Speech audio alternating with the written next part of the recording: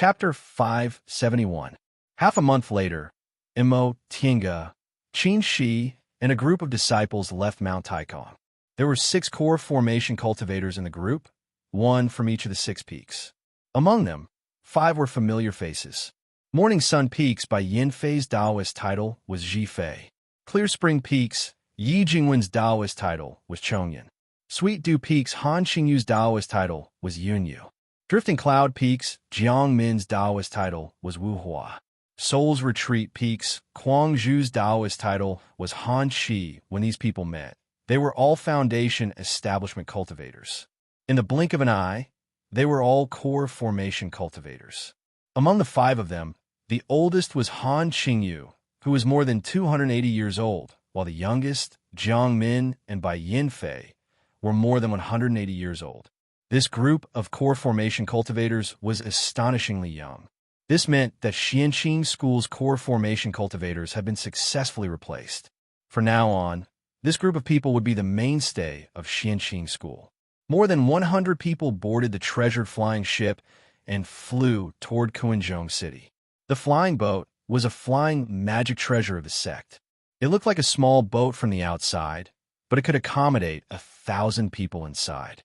It was controlled by a high-grade cultivator, and it was much faster and safer than a low-grade cultivator flying on their own. The 6 core formation realm cultivators boarded the ship and stepped forward to greet him. Green Phoenix Peak's Chao Feng was Lord Taoist Miaoi's disciple, but he was only about 300 years old. Among core formation cultivators, he could be considered young. However, aside from Qin Shi, who was about the same age as him, everyone else was younger than him. After Chao Feng, Kuang Zhu stepped forward and clasped his hands in greeting. He said faintly, "Greetings, martial uncles." Imo, Tiange knew he had a cold temperament. It wasn't because he had a problem with them, so she smiled back at him. She really wanted to call him senior brother Kuang Zhu, but she was already a nascent Soul Dao Lord. She couldn't be so indifferent. Martial Uncle Shoujing, Martial Uncle Qingwei. Jiangmin stepped forward to greet Imo Tiange. Her expression was cold, but when she looked at Imo Tiange, a fleeting smile appeared on her face. Imo Tiange couldn't help but sigh inwardly as she recalled that spoiled and lively junior martial sister Jiang from more than 100 years ago. Martial Uncle Shoujing, Martial Uncle Qingwei. Han Qingyu walked towards them with a smile. She was still as steady and kind as before. She was the impeccable eldest senior sister. Regardless of the time, she would always behave appropriately, gently, and amiably. Yi Jingwen didn't step forward, but he smiled brilliantly and cupped his hands towards them. The 5 of them had already greeted each other. Bai Yin Fei, who was not far away, had a conflicted look on his face, hesitating whether he should step forward or not. After that farce, Lord Taoist Xinyang ordered him to go into closed-door meditation and never went to Clear Spring Peak again. Several dozen years later, when a storm raged on Clear Spring Peak and a shocking core formation celestial phenomenon appeared, he finally knew senior martial sister Imo had formed her gold core. He thought his innate talent was outstanding, so he was proud and complacent in front of her.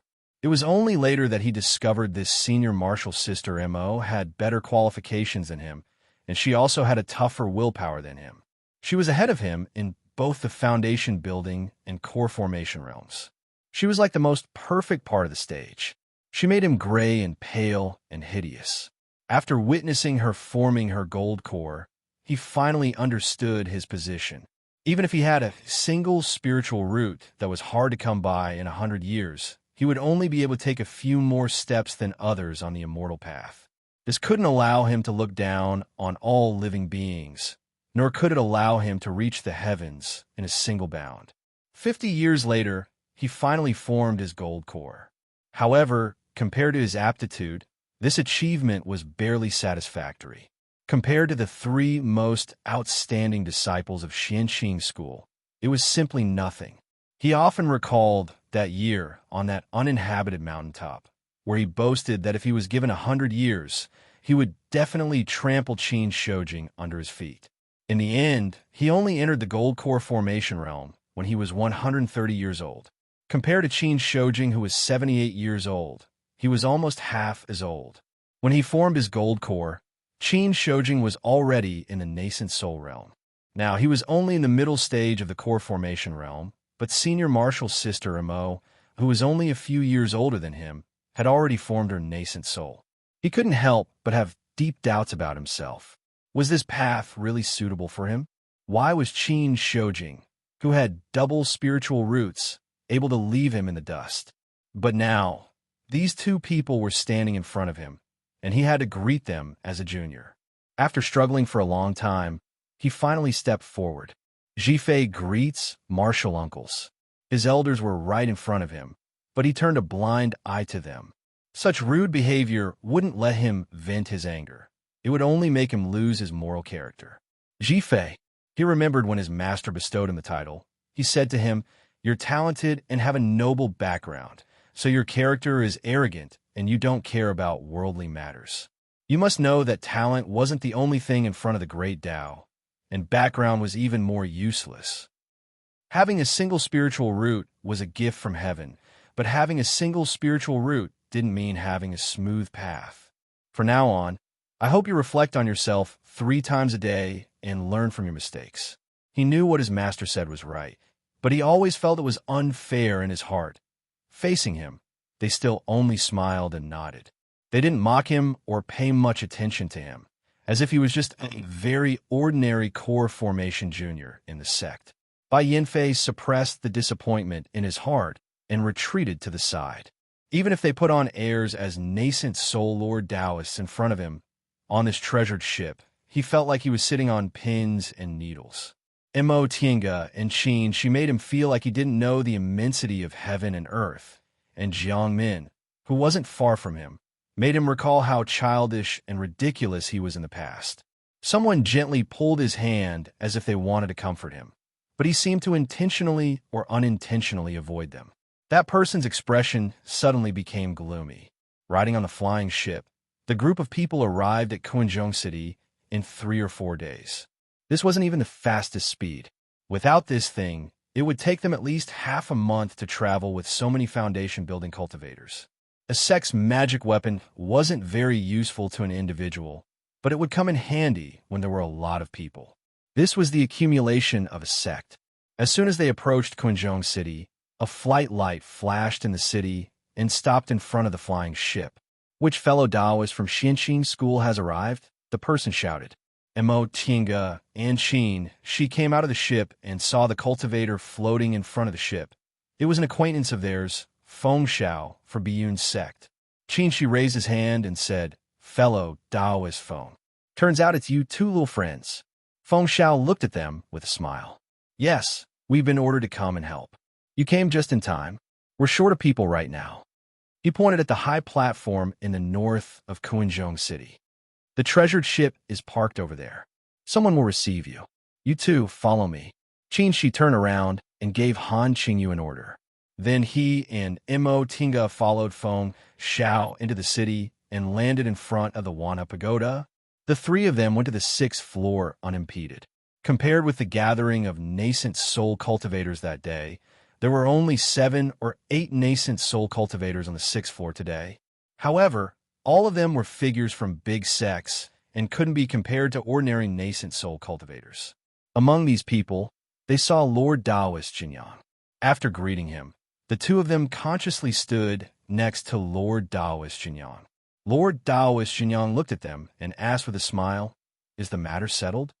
Mo Tiange knew what he was talking about, so she answered, "Yes, it's settled." "That's good. Hua Yin was injured, and his spirituality realm is a bit unstable, so he needs to go back. Since your matter is settled, stay for a few more years." "Yes," the 2 said respectfully. "Brother Taoist Jinyang," someone called out. The 3 of them finished talking and turned around. Lu Dingyuan from Tiandao sect was looking at them. Compared to 100 years ago, he seemed to be a few years older, and his devil aura was also leaking. Is his lifespan coming to an end? Mo Tiange guessed. "Oh, Brother Dingyuan." Lu Dingyuan looked at them with a kind smile and said to Lord Taoist Xinyang, "I really envy you.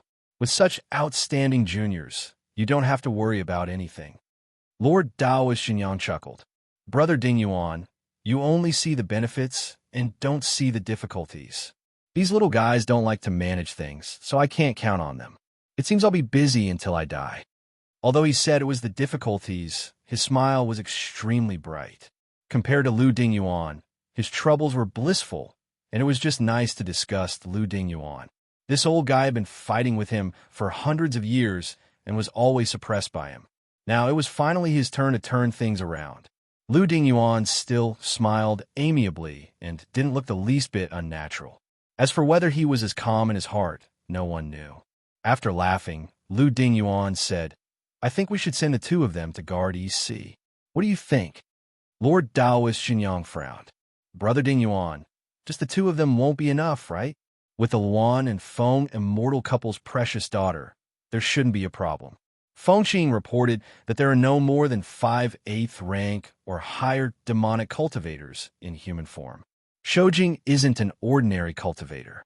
Although he can't fight 5 alone, he can fight 3. Those demonic cultivators must be below the 8th rank. Lu Dingyuan immediately said, "If there are demonic beasts above the 8th rank, Feng Qing won't be able to come back." Lord Taoist Xinyang didn't answer. He tapped the table with his knuckles, frowning and thinking. After a while, he turned to ask them, "What do you think?" Qin Shi answered without hesitation, "If Fairy Feng Qing's report is true, there shouldn't be a problem." Before Lord Taoist Xinyang could say anything, Lu Dingyuan already exclaimed in admiration, "Young people are really spirited." He then said to Lord Taoist Xinyang, "The Eastern Sea is close to Tiandao sect. If you're not strong enough, you can ask Feng Qing and Lu Dequan for help." Lord Taoist Xinyang didn't object anymore and said, "That depends on whether Luan and Feng are willing or not." Feng Xiao was talking with Ding Luan. Hearing this, he turned his head and said, "Old man Lu, my Fengning doesn't have any ability. She only managed to reach Yuanying realm by relying on us. If you want to rely on her to succeed, you can't. Fellow Taoist Feng, you're too modest." Lu Dingyuan glanced at him.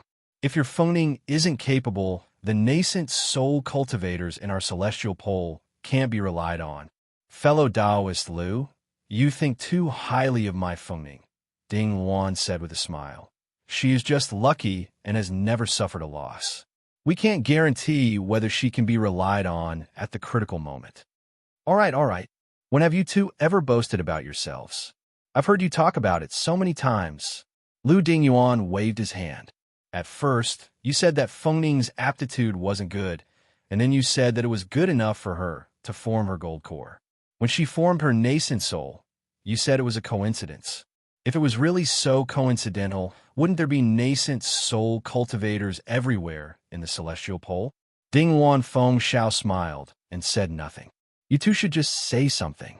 Are you willing to let Fengning go with you?" Ding Luan muttered, "That's fine. It'll be good for her to see real young talents." She then shifted her gaze towards Immo, Tinga, and Qin Shi. Chapter 572. What's Lu Dingyuan planning? Immo Tinga asked in private. Qin Shi curled his lips into a smile. "He's borrowing power. Tiandao sect is on Demonic Mountain, close to the Eastern Sea. Now that we're fighting against the Devil Path, Tiandao sect is on the front line. If the beast cultivators in the Eastern Sea break through the natural defense line of Demonic Mountain and run to Kunwu, Tiandao sect will be attacked from both sides. Tiandao sect is now stronger than us. If they're besieged by the Devil Path and beast cultivators, their low-level disciples will suffer great losses. At that time, they might not even be able to protect their sect's foundation." Immo Tinga nodded. "Fortunately, our sect is in West Kunwu. Whether it's the beast cultivators or the Devil Path, they won't directly attack our sect." "You're right, but in times of peace, Tiandao sect's disciples often grow faster than us. This was how Xianxing School became second place for 10,000 years. Although Xianxing School's disciples also went to the forest in the south to gain experience, they lacked a sense of crisis compared to Tiandao sect, which was next to Demonic Mountain, so it wasn't easy for them to grow. Now, Xianxing School rose not only because it happened to have so many talented disciples, but also because Tiandao sect lost a lot of disciples during this special period and had no successors. Qin, she continued. The reason why we're going with Feng Ning is because the three of us have extraordinary positions in the sect. To boast, Xianqing School's future is mostly on us. Senior Martial Brother Jinyang will never let anything happen to us. As for Feng Ning, she's the precious daughter of the Luan and Feng immortal couple. Her parents will definitely be well prepared if she's sent. That way, he won't have to worry about the Eastern Sea. You're also confident in your strength, right? Mo Tinga smiled at him. Qin, she chuckled. All right, I won't be ashamed to say it. First, a middle-stage cultivator could fight against several early-stage cultivators. Second, the matter of him crossing the Southern Sea by force was spread after he returned. Moreover, the Celestial Pole had dealings with Yunzhong. In Yunzhong, he easily killed Mei Feng and dealt with several big forces, so his fierce reputation spread back to the Celestial Pole. They didn't rest for long in Kuanzhong City before setting off for the Eastern Sea. Among the 6 core formation cultivators they brought with them, Lord Daoist Jinyang asked by Yinfei to go with them. Mo Tinga, on the other hand, took the initiative to ask Kuang Zhu. This senior Martial brother's medical skills were excellent. With him by their side, the number of casualties would be greatly reduced. Among the Foundation establishment cultivators, Wu Feishuang had already decided to follow them. Shui Linbua also wanted to return to the East Sea, which was her hometown. As for Yi Jinji, he stayed in Kuanzhong City to fight against the beast cultivators.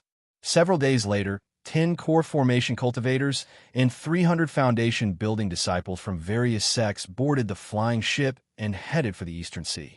When they boarded the ship, they finally saw the precious daughter of the Luan and Phoenix immortal couple, Feng Ning. Ding Luan and Feng Xiao always said that Feng Ning was spoiled, unruly, had poor aptitude, bad temper, and unstable temperament. In short, she was full of shortcomings. It wasn't until she saw Feng Ning that Mo Tinga realized this couple was purely lying through their teeth. Feng Ning was extremely beautiful, 50% resembling Ding Luan and 30% resembling Feng Xiao. These two were like a perfect couple, so of course, their daughter couldn't be any worse. As soon as she boarded the ship, she politely greeted Qin. She then stood quietly on the side. Although she was a bit cold, she wasn't rude at all. Mo Tinga said through voice transmission, "This Miss Feng doesn't look like a spoiled and unruly young lady. Luan and Feng aren't telling the truth." Qin, she smiled and said, "They're being sarcastic. They say things about their daughter, but in fact they spoil her so much that they can't tell right from wrong. In Biyun's sect, she's the real Empress Dowager. Whatever she says, the couple will definitely do it. If she says the sun rises in the west, they won't say it rises in the east." Mo Tinga secretly glanced at Feng Ning and said, "Even with such a doting method, this Miss Feng isn't spoiled rotten." "How do you know she's not spoiled rotten?" "In front of outsiders, she's quite well behaved, but in front of her parents, she does a lot of unreasonable things." Mo Tinga stared at him. "You know so much. Are you very familiar with them?" Qin, she paused and said, "Master and Luan and Feng are friends, and I've seen Feng Ning several times. I heard these things from Master. He wouldn't say that Ding Luan once wanted to marry Feng Ning to him. Although it was a joke, that couple might have the same idea. However, at that time, he only had cultivation in his heart, so he kept a respectful distance from Feng Ning's spoiled ways. Until Lord Daoist Jinghe said he had someone else in his heart on Demonic Mountain, Ding Luan never made such a joke again. No matter how outstanding he was, Feng Ning was the beloved daughter of the Luan and Feng immortal couple. She was also very beautiful, so there were many people who liked her. Among them, there was no lack of talented and good-looking cultivators with extraordinary backgrounds. Although Ding Luan also felt a bit regretful when he was in the nascent soul realm, if she made a move earlier, Mo Tinga wouldn't have had any chance. Qin, she made up his mind not to say a word about these things. He originally didn't have any ideas about Feng Ning. If he said it, Mo Tinga would have something to use against him. If Mo Tinga took it out when she was unhappy, he would have to shut up. 2 days later, the flying boat arrived at the east of Kunwu.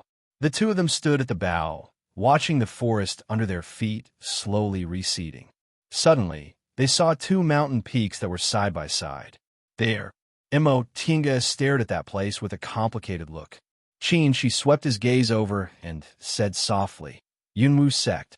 She hadn't been here since she left Yunwu sect when she was in the aura refining realm. After 170 years, Mount Yunwu must have changed beyond recognition. The former disciples who didn't die probably all became foundation-building cultivators. They might have heard of Qin Shoujing and Mo Qingwei's names, but they would never imagine that they were once ordinary disciples of Yunwu sect. Mo Tinga remembered Wang Qianyi and Shen Bing she met on Demonic Mountain and said, I wonder if anyone formed their gold core. As for nascent soul cultivators, there was no need to think about it. All nascent soul cultivators in the Celestial Pole had been to Kuanzhong City. During the few days they were in Kuanzhong City, they never heard of any nascent soul cultivators from Yunwu sect. Presumably, after that nascent soul elder of Zixia sect passed away, no one from the three cultivation groups advanced to the nascent soul realm. Right? Those old friends of Yunwu sect all had ordinary aptitudes. If they were in Xianxing school, they wouldn't be ranked at all. Even if they encountered great fated chances and could form their nascent souls, it would take at least 100 years. Yunwu sect gradually went far away. After a long time, she said, I once asked the Steward's Hall about Yunwu sect. The Steward's Hall reported that two core formation cultivators from Jiang clan were seriously injured by me and haven't been able to recover. 100 years ago, they were killed by the former core formation elder of Yunwu sect. Jiang clan's cultivators were all slaughtered, leaving only some insignificant mortals who were expelled from Mount Yunwu. Although several of Yunwu sect's core formation elders were killed by Zixia sect, there were always some who escaped with their lives, and there were also some who endured the humiliation. Without Zixia sect, it was basically impossible for Jiang clan to control Yunwu sect. Mo Tinga sighed and said, when they were arrogant and despotic, they never thought this day would come, right? She smiled and said, in addition, I have good news for you. Senior Marshal Brother Jiang formed his gold core and came back. Now, he's a nominal guest elder of Yunwu sect. Oh, he formed his gold core? Why didn't he send me a message? She said, did you forget you disappeared in the Celestial Pole for almost 100 years? Senior Marshal Brother Jiang once sent me a message, but you weren't there at that time. As for now, I reckon he already knows you're back in the Celestial Pole. I just don't know if he's still willing to be friends with you. Mo Tinga thought about it, but eventually shook her head. If it was someone else, they might have known she formed her nascent soul and deliberately tried to curry favor with her. But Jiang Shanghong wasn't necessarily the same. He was quite proud, so maybe he wouldn't look for her anymore. When she had time, she should go to Zhengfa sect and take a look. After passing Yunwu sect, they soon arrived at Demonic Mountain. This part of the mountain range went past Tiandao sect and went deep into the belly of Kunwu. Looking down from the sky, it looked like a claw coming at an angle and surrounding Tiandao sect. This was the remnant of Demonic Mountain, so the devil aura here wasn't strong. However, the airflow was turbulent and the aura was strange. Because Demonic Mountain was such a dangerous place, cultivators below the nascent soul realm couldn't cross it and could only rely on Bishuan Court's transporting formation to go to the Eastern Sea. Now that they had a flying boat and a nascent soul cultivator to oversee them, they could directly cross Demonic Mountain, which is a bit better than using a transporting formation, because transporting formation cost a lot. Transporting hundreds of people would cost a lot. In fact, Yunzhong was still more convenient. Transporting formations were widespread, and the cost was also low. The level of formations in the Celestial Pole couldn't compare to Yunzhong's, and the number of transporting formations there was pitifully low. Well, she had Mo Yaoqing's notes, so she also knew about transporting formations in Yunzhong. When would she pass them on to the formation masters in the sect so that the Immortal Alliance could use spirit stones to build a transporting formation in the Celestial Pole? That would be much more convenient. After entering the boundary of Demonic Mountain, countless devil aura gales rushed towards the treasured ship. She had already activated the treasured ship's defensive formation. With a buzzing sound, a light barrier floated around the treasured ship. The devil aura gales hit the light barrier, but they didn't affect it in the slightest.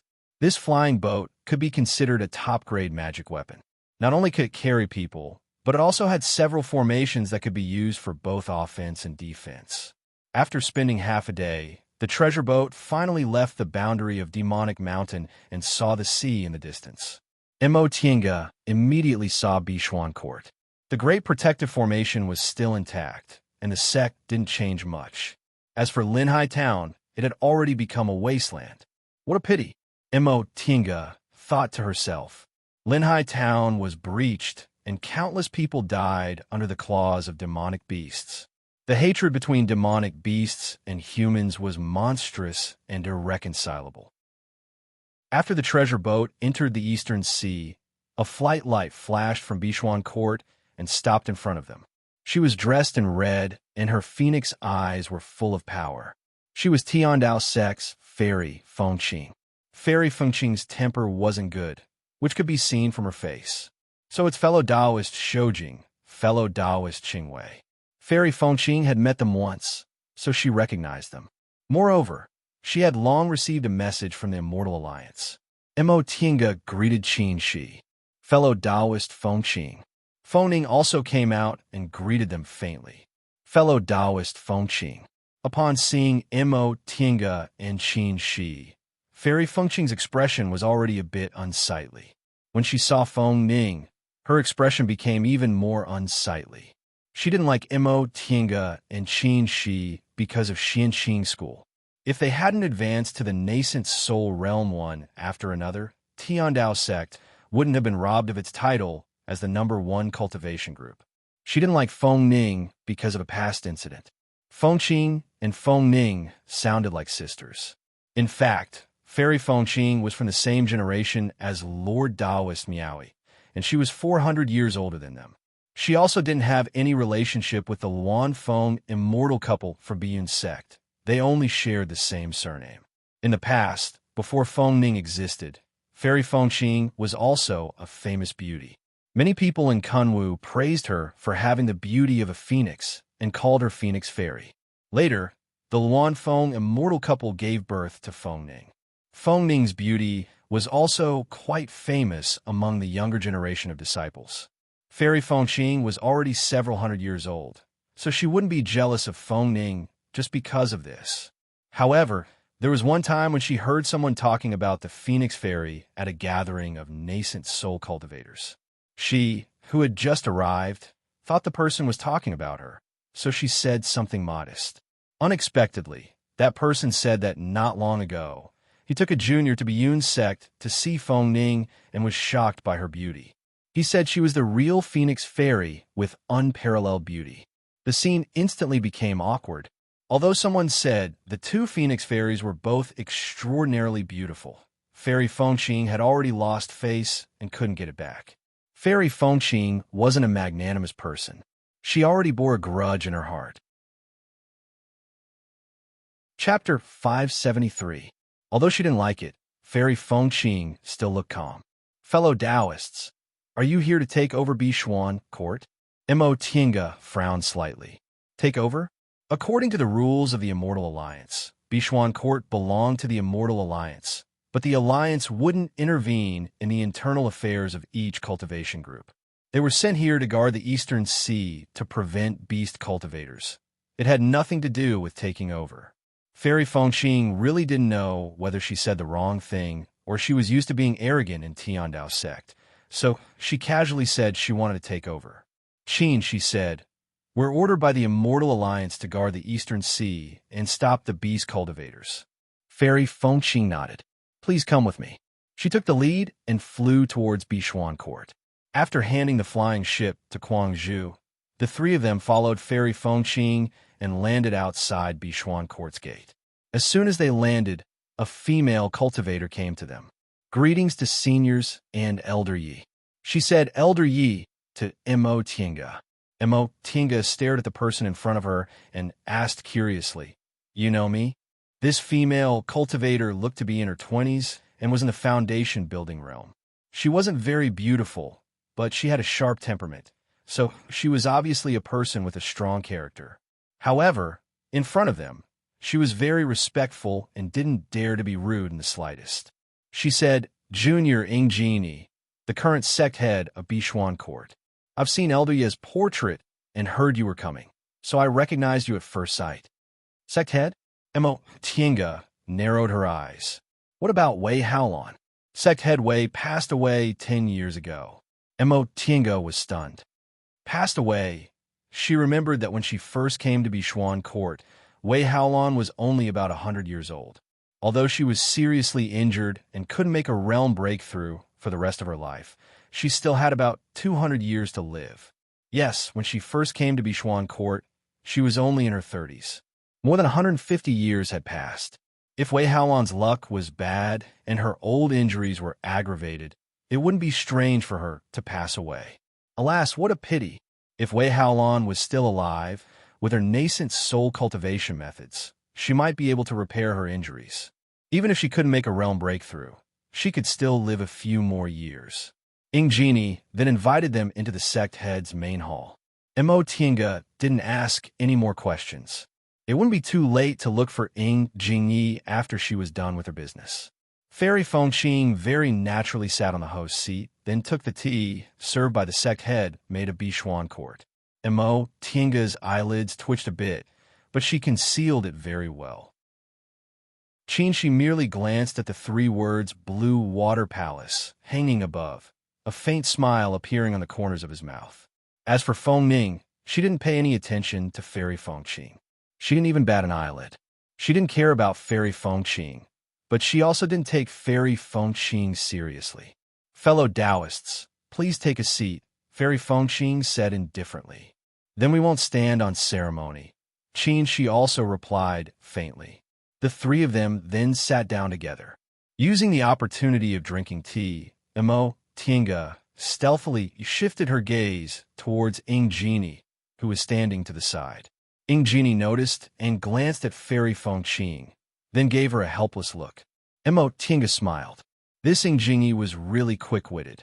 This was the first time they met, and their relationship couldn't be compared to Wei Haolon's. Now that Fairy Fengqing made such a small gesture, it was as if she shared a little secret that outsiders shouldn't know about, and their relationship suddenly became closer. "Since you're here, I'll leave Bishuan Court's matters to you. I'll go back to Tiandao sect tomorrow," Fairy Fengqing said coldly. She didn't seem to have any intention of telling them in detail. She pursed his lips and said, "Fellow Taoist Fengqing, don't you have anything to tell us?" "No need. It's all here." Fairy Fengqing flipped her hand and tossed him a jade slip. She caught it, then said, "Since that's the case, we won't disturb fellow Taoist Fengqing." He then turned towards Ingenie. "Miss, where shall we rest?" Fengqing was stunned. She didn't expect she to be so straightforward. She thought they'd ask her a lot of things. Ingenie immediately understood. She hastily bowed, then said, "Seniors, please follow me." She then bowed towards Fairy Fengqing, then turned around and led the 3 of them out of the sect head's main hall, leaving Fairy Fengqing sitting on the sect head's seat alone with an unhappy expression. Mo Tienga looked around. Bishuan Court's main gate and steps were badly damaged, and there were even dried bloodstains around them. Apparently, a fierce battle happened here not too long ago. On the way, the disciples who saw them hurriedly saluted them. Before Fairy Fengqing, they'd never seen a nascent soul cultivator. Now that they saw 3 nascent soul cultivators walking together, they were so excited that they couldn't even speak. Ingenie smiled and said, "Seniors, please forgive me. I'm just a disciple from a small cultivation group." Mo Tienga waved her hand to show she didn't mind. She then asked, "How many core formation cultivators are there in the group now?" Upon hearing this question, Ingenie showed a proud expression. In reply to Elder Yi, there are 4 core formation elders in the group now. The one with the highest cultivation level is Elder Tang, who's already in the peak of the middle stage. Mo Tienga nodded. But it's rare to have 4 more core formation cultivators in 100 years. Ingenie smiled at her praise.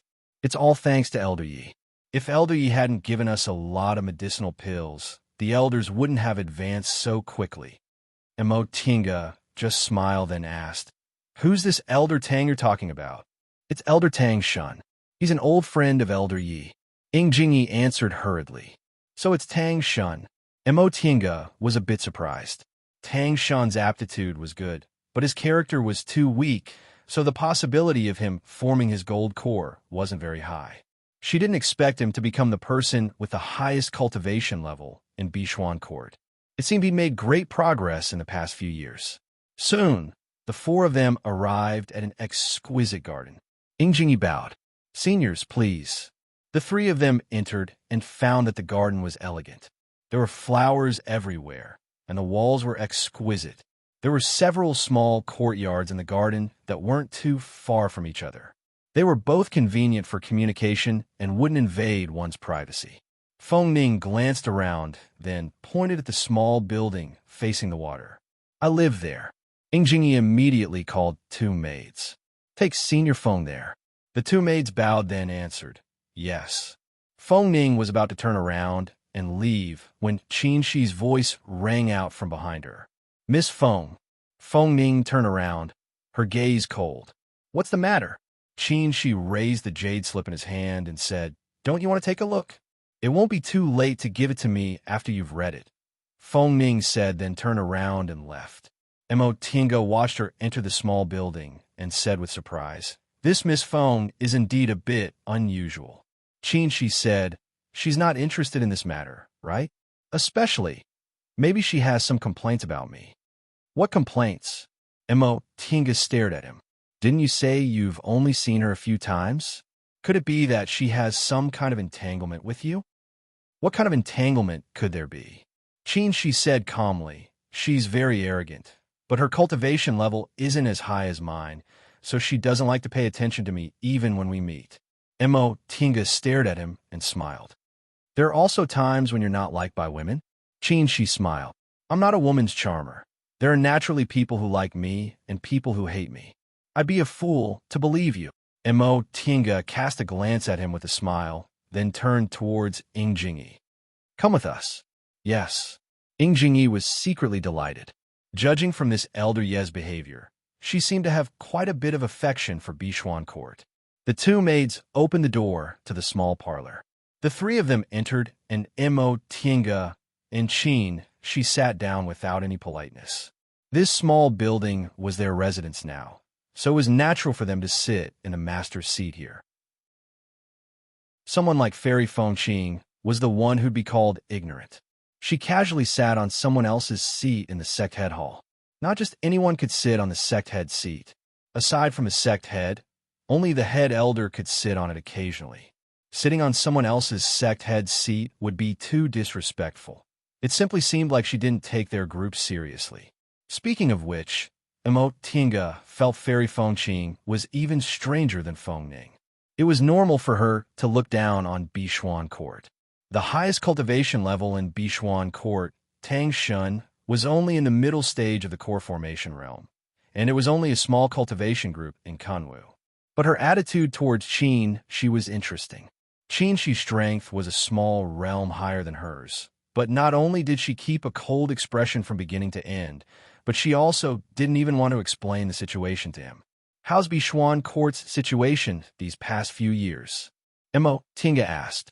Ing Jingyi stood respectfully with her hands by her side and answered, "Elder Yi, Bishuan Court has been developing well under the previous sect head Wei's leadership.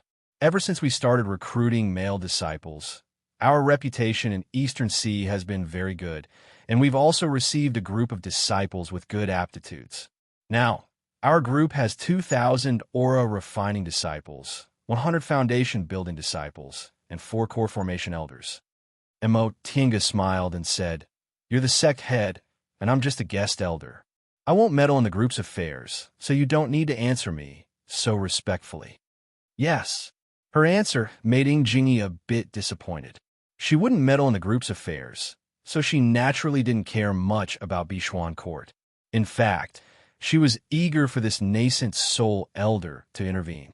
With the help of a nascent soul elder, Bishuan Court's meteoric rise was just around the corner. Maybe they'd be able to squeeze into the ranks of medium cultivation groups in Kunwu very soon. When she took over the position of sect head, Wei Haolon told her the true identity of the group's guest elder, Elder Yi. Mo Tiange was instantly shocked. Mo Tiange only entered Bishuan Court after the Eastern Sea's great chaos. Regarding this guest elder, she only knew he had a deep relationship with Bishuan Court, but she never expected he had such a great background. 10 years ago, this Lord Daoist Qingwei was only Master Daoist Qingwei. However, he was Xianqing School's Lord Daoist Jinghe's last disciple, a genius who advanced to the core formation realm at the age of 84 and the Dao companion of a middle-stage nascent soul cultivator. This kind of background was already enough to shake Bishuan Court. Later, when she learned Elder Yi left the mountain to travel and went somewhere, she was very worried something might have happened to him. Unexpectedly, a few years later, not only did Elder Yi return, but he also formed his nascent soul. After learning about this, Mo Tiange rejoiced at the good karma forged between her seniors. With a nascent soul guest elder, who was also a famous figure in the Celestial Pole, Bishuan Court didn't need to worry about being bullied. Mo Tiange had long planned to wait until Elder Yi held his nascent soul ceremony. Then she would send a generous gift to his door and build a good relationship with him so their friendship wouldn't fade after a long time. Mo Tiange never expected demonic beasts would attack, so Elder Yi came to visit in advance. How were the losses from this demonic beast attack? Ing Jingyi answered. Within the group, the losses weren't too big. However, Linhai Town was completely destroyed, and the mortals in the surrounding area suffered heavy casualties. I'm afraid it'll be difficult for us to accept disciples in the future. That's not difficult. Kunwu has a lot of low-level cultivators, so you can go to Kunwu to accept disciples. Ing Jingyi bowed her head respectfully. Yes, thank you for your advice, Elder Yi. Mo Tiange couldn't help but smile. How could Ing Jingyi not think of such a simple matter? Mo Tiange's words were flattering her. She couldn't help but think of Wei Haolon. If it was Wei Haolon, the friendship between the two of them wouldn't have to be like this. Alas, unfortunately, she would never be able to see her again. Chapter 574. After more than 100 years, Tang Shun had already formed his gold core and was already in the middle stage of the core formation realm. Xiaqing's aptitude was ordinary, and she wasn't very enthusiastic about cultivation. Her cultivation level was still in the late stage of the foundation building realm. However, her pill concocting technique progressed very quickly, and she was already a first-rate pill concocting master in the Celestial Pole. As expected, Wei Haolon's old injury relapsed, which was why her lifespan was greatly reduced. Fortunately, she was prepared for this long ago. She chose Ing Jingyi from her many disciples and trained him as her successor. Mo Tiange heaved a sigh. Who would have thought that would be the last time he saw Wei Haolon? Ing Jingyi said, all the core formation elders in the school are busy. They didn't have time to come back. In a while, Elder Tang will request to see you. Mo Tiange nodded, then asked, is there anyone to receive the cultivators we brought? Elder Yi, don't worry, Ing Jingyi reported. A core formation elder has already opened the Grand Mountain Protecting Formation and led them here. That's good. Seeing that they had no intention of asking any further questions, Ing Jingyi cleverly took his leave. Seniors, please rest well. I still have some matters to attend to, so I'll take my leave first. Mo Tiange answered. After Ing Jingyi left, Mo Tiange was lost in thought for a while before she finally said, he's really similar to Wei Haolon. He's worthy of being the successor she taught. Wei Haolon, the former sect head of Bishuan Court? Yes, Mo Tiange said absent-mindedly. I just feel like I haven't even lived half of my life, but I can't believe some of my old friends have already passed away. There will be more and more in the future. You have to get used to it. Mo Tiange was silent for a moment before she suddenly asked, have you ever returned to your hometown in the secular world? She was stunned for a moment before he nodded lightly. I did. Before Mo Tiange could ask again, he said softly, I'm the third oldest. Aside from me, my parents also have many children. Many years later, when I returned to the Qin family, I realized that I couldn't integrate into the family. Tinga stared at him. Qin, she continued. Our ancestor was conferred the title of Marquis for several hundred years and gave birth to more than 10 descendants. Some of them have already left the prince's mansion to make a living elsewhere. Our branch still remains in the prince's mansion. There was no title of nobility, and there was no business. To put it bluntly, he was relying on the prince's mansion to eat and wait for death. Therefore, we, the side branch brothers, are often bullied by the direct descendants of the prince's mansion. Big brother has a fiery temper and always fights with them. Second brother is weak and lets them bully him. As for me, I'm neither like big brother nor second brother. When they bully me, I ignore them. After a long time, they find it boring and rarely bother me. Father liked eldest brother and felt that eldest brother would have a bright future. Mother loved second brother and had to take care of youngest sister, so she didn't have time to care about me. I also hoped that they would notice me, but when Master came to the prince's mansion to take me away, my status suddenly changed. The prince rewarded me greatly, and my brothers could only look at me enviously. My parents never thought that the first person to bring them glory would be me, who they had never cared about. During those days, I was extremely happy, not only because Master wanted to take me to cultivate, but also because my parents loved me very much. He sighed with disappointment and continued to say, 30 years later, when I returned to the prince's mansion, Father already had a position. Eldest brother became a general, second brother also passed the Hanlon Academy, and youngest sister even became an imperial concubine. When I returned, they were extremely surprised. My parents accompanied me every day, and my brothers and sisters always surrounded me. At first, I was happy because I thought I finally obtained the parental affection I longed for. But later, I discovered that they revered me because I had become an immortal, not because I was their son or brother. They treated me warmly and kindly, but their gazes seemed to be thousands of miles away, respectful and distant. There was no longer a place for me in this family. Tinga was speechless. She couldn't find her family, but he had his family by his side and couldn't find familial love. She really didn't know which was more tragic. She raised the corner of his mouth and looked at her with a smile. In fact, this is also good. If it wasn't like this, I wouldn't have cut off the familial entanglement so easily.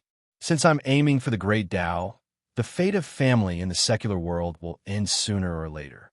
And Qin, she continued, before I formed my gold core, I went to the prince's mansion again. Most of my parents and brothers passed away, and then I really understood this truth. Then I formed my gold core, calmed my mind, and succeeded in one try. At this point, someone came from outside. Master. It was Shui Linbua's voice. Tinga called her in and asked, "What are you doing here?" Shui Linbua bowed her head and said respectfully, "Disciple came to serve Master and Aunt." Qin, she smiled and said, "This isn't a sect, so you don't need to take care of the cave. Just go and practice." This. Shui Linbua turned her gaze to Tinga. Tinga nodded. "Go." Shui Linbua bowed. "Thank you, Master Aunt." Disciple will take her leave. After she left, Tinga said, "Linbua doesn't seem to regard herself as our disciple." Qin, she smiled. "Isn't that good? It means she's not a greedy person." Tinga sighed and didn't speak anymore. Qin, she took out the jade slip Fairy Feng Qin gave him and read its contents. Although her attitude wasn't good, the jade slip still recorded everything in detail, including the location of the demon city, the distribution and strength of the beast cultivators. Just as he finished reading, someone else came from outside. It was Kuang Zhu. The Taoist robes of Xianqing school had different flavors on different people.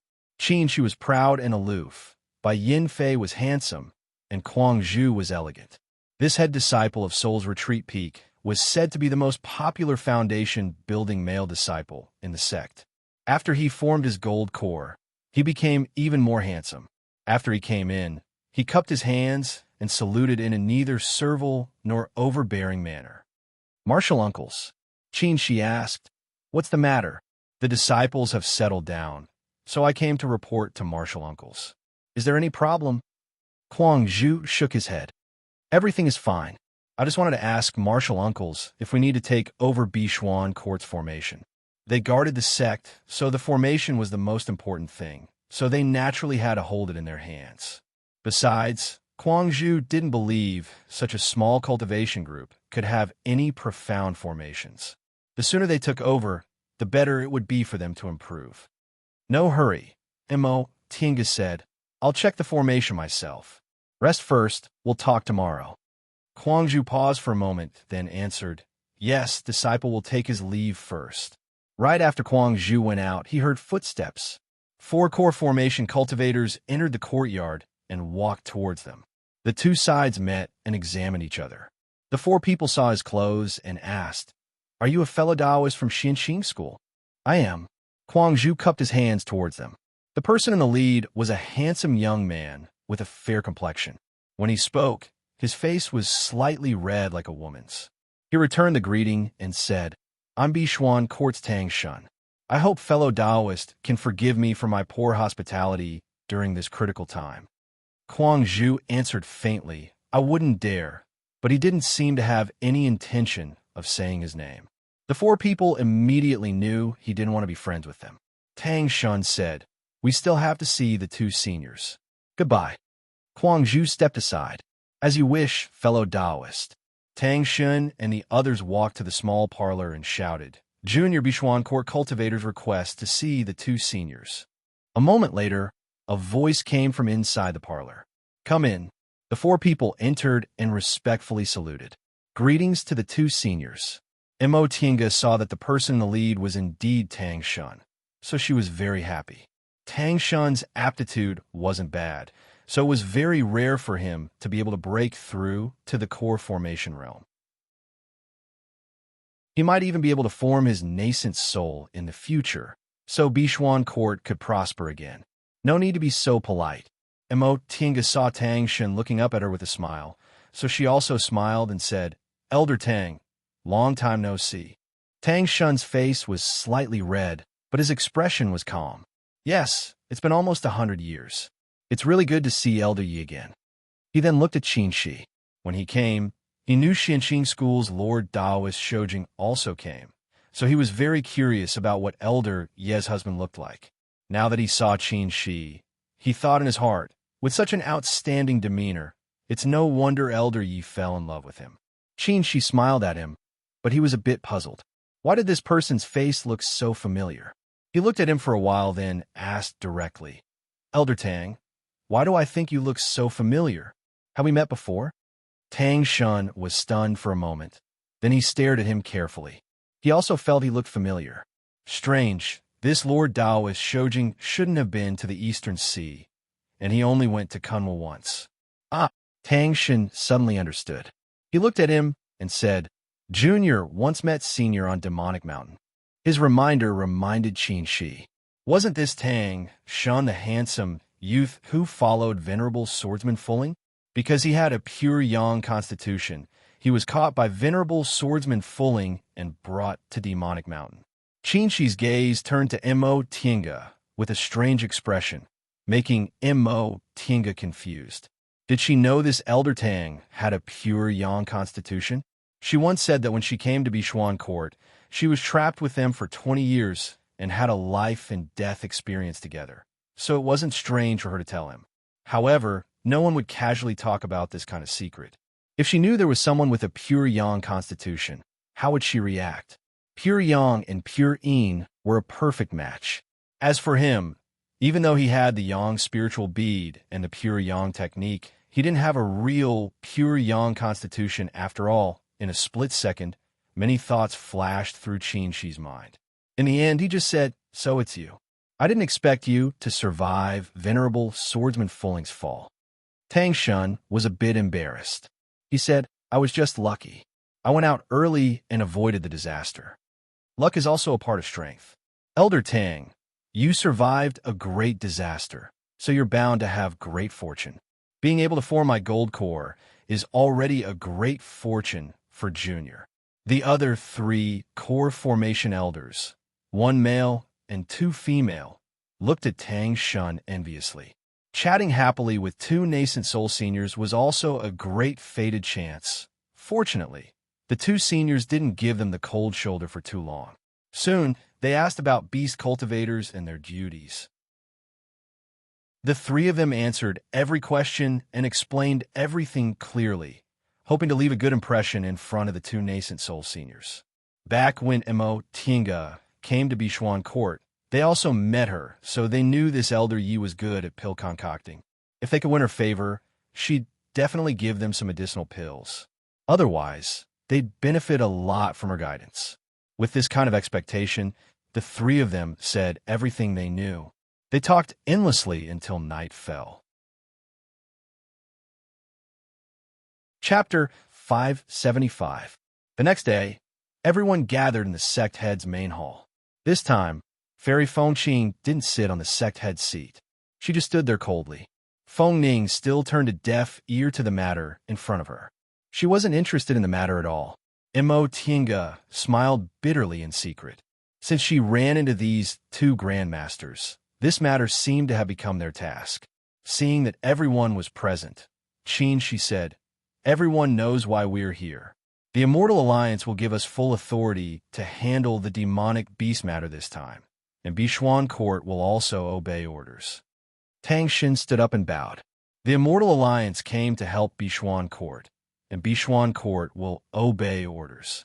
Qin, she nodded, then looked at the Bishuan Court elders and said, "Good. Since Bishuan Court has no objection, the Immortal Alliance will temporarily take over the Great Mountain Protecting Formation. I hope the elders can understand." A nascent soul senior being so polite made the elders say they didn't dare. Qin, she continued. "A few days ago, Fairy Fengqing arranged everything very well. Now that we have enough manpower, I just need to make some slight changes." "Han Shi," Kuang Zhu answered, "Disciple is here. Choose suitable disciples and fulfill your duty of rescuing the injured." "Yes." After Kuang Zhu left, Qin, she continued, "Ji Fei." Bai Yin Fei answered with his head lowered, "Disciple is here. Organize all the disciples, including Bishuan Court's disciples, into groups of 10. Yes, these measures were the result of his discussion with Imo Tinga last night. He also invited Feng Ning to discuss them, but she said she didn't understand and that they could make the decision. Since Feng Ning refused, they wouldn't be polite. Qin, she had the highest cultivation level among them, so he was responsible for this matter. If anything went wrong, it would be his responsibility. All the core formation cultivators accepted their orders and left, leaving only the two of them, Feng Ning, Fairy Fengqing, Tang Shun, and Ingjini in the main hall. Fairy Fengqing was the first to speak. "Since fellow Taoist Shoujing has taken care of it, I'll return to Tiandao's sect. Since you insist on leaving, we won't keep you." Qin, she said faintly. Fairy Fengqing wanted to say something, but she was stopped by his words. She only said one sentence. How was that insistence? He couldn't wait for her to leave. Fairy Fengqing's face darkened, and there was a hint of anger in her voice. "Then I'll take my leave." With a flick of her sleeve, she walked out. Seeing this, Ingjingi hurriedly chased after her. "Senior Fengqing." The two of them walked out of the hall, and their voices gradually faded into the distance. "Senior Fengqing, the teleportation array is ready. Junior will take you there." Fairy Fengqing said coldly. "No need." Ingjingi was surprised. "Senior?" Not long after, Ingjingi turned around, her face filled with confusion. She really couldn't understand why Fairy Fengqing didn't use the transportation array. It should be known that it wasn't easy for a nascent soul cultivator to pass through Demonic Mountain on their own. The others didn't dwell on this matter. Imo Tinga took the lead and said, "I'll go take a look at the Great Mountain Protecting Formation first. If possible, I'll improve it a bit." After all, she was only a guest elder of Bishuan Court. Matters like modifying the Great Mountain Protecting Formation still required the consent of Tang Shun, the head elder. Tang Shun didn't realize what she meant at all. He just stared at Imo Tinga and said with a blushing smile, "I'll have to trouble Elder Yi." Imo Tinga nodded at everyone, then left alone. She'd been to Bishuan Court's great mountain-protecting formation before. She flew to an arrow tower with familiarity and landed there. The Foundation building disciples guarding the arrow tower were startled to see her. Senior, they hadn't seen her before. Mo Tinga didn't say anything. She just took out an identity tablet from her chinkuan ring and waved it in front of them. The two Foundation building disciples were extremely surprised. Guest Elder. What she showed them was the identity tablet of Bishuan Court's guest elder. Mo Tinga nodded. Correct. I'll take over the formation here for the time being. The two disciples hastily stepped aside and said respectfully, yes.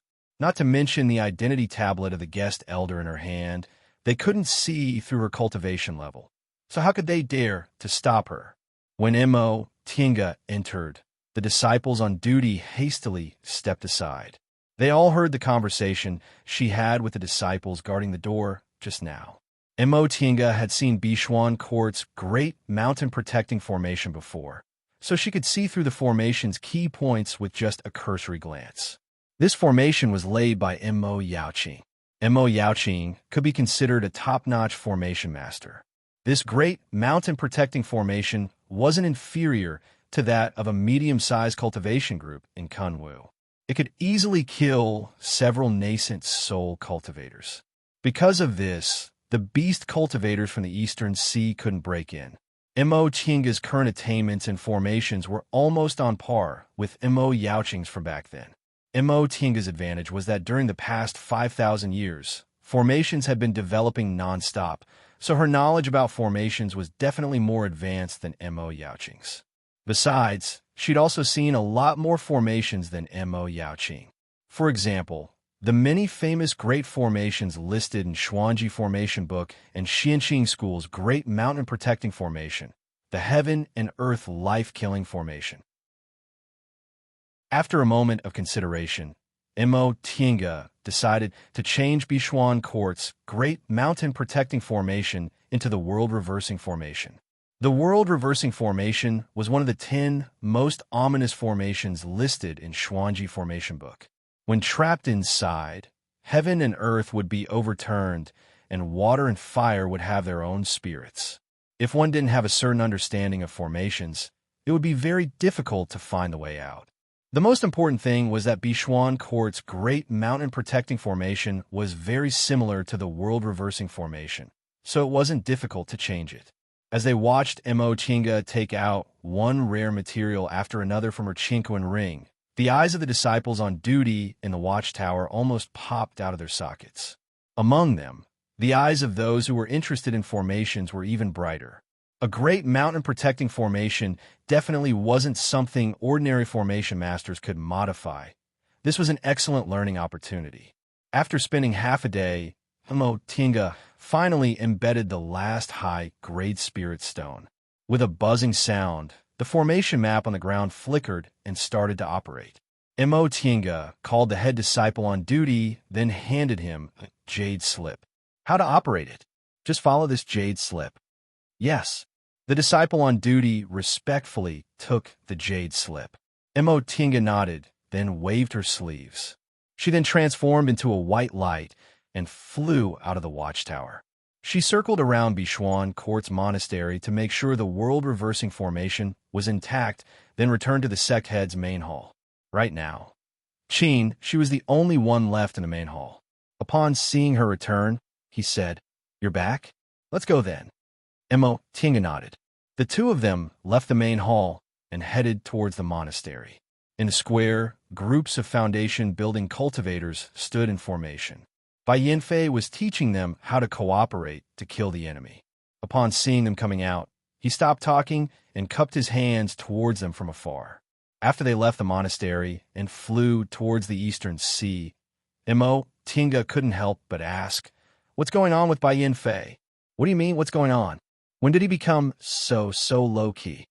Ever since they set out from Xianxing School, he didn't say a single word of nonsense, and his usual arrogance was nowhere to be seen. He only cared about doing his own thing in silence.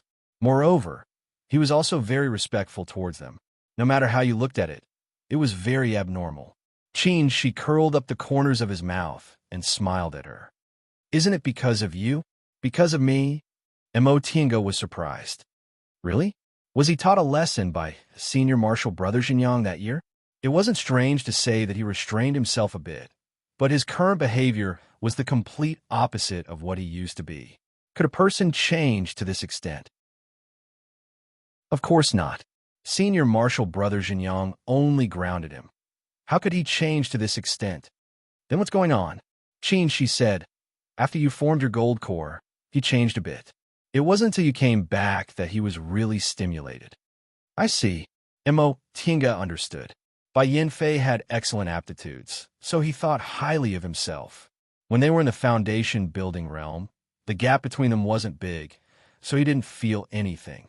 It didn't matter that she left him behind in the core formation realm, because he would form his gold core sooner or later. It wasn't until he reached the nascent soul realm that Bai Yinfei truly felt despair.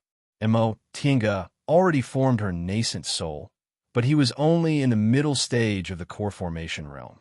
Even if he didn't encounter any bottlenecks later and could form his nascent soul smoothly, it would take him at least 70 or 80 years. By that time, she would probably be in the middle stage of the nascent soul realm. Besides, forming one's nascent soul wasn't like forming one's gold core. Even if he had a single spiritual root, he might not succeed for a long time. In fact, Bai Yinfei's confidence in forming his nascent soul had already disappeared. He even doubted whether he was suitable for cultivation. Senior Marshal Brother Jinyang is going to have a headache. Qin, she sighed. Following the route given by Fairy Fengqing, the two of them traveled for thousands of miles and saw a large island in the distance. On the island was a small city built with stones. It was most likely the demon city that Fairy Fengqing had mentioned. Mo Tinga was about to use the breath-concealing technique. When she saw Qin, she'd take out a peach branch from his Chinquan ring. She recognized this peach branch. She saw him use it when she escaped from Yunwu's sect. Qin, she chanted an incantation in silence. The peach branch slowly emitted a cloud of smoke that enveloped the two of them. Qin, she stopped and put the peach branch away. This is the main body of a 10,000-year-old peach spirit that has gained intelligence. It's born with the ability to hallucinate. After I formed my nascent soul, I figured out how to use it. As long as the smoke doesn't disperse, other people's divine senses won't be able to find us. Mo Tinga was curious. Won't it wither? The green leaves on the peach branch seemed to have just sprouted, and the stamens were still dripping with dew. No one would doubt it if they said it was just plucked from the peach branch. Qin, she smiled and said, "This peach tree has already gained intelligence. It can absorb spiritual aura on its own, so it doesn't need soil." He paused for a moment, then said, "Let's go." Mo Tinga nodded.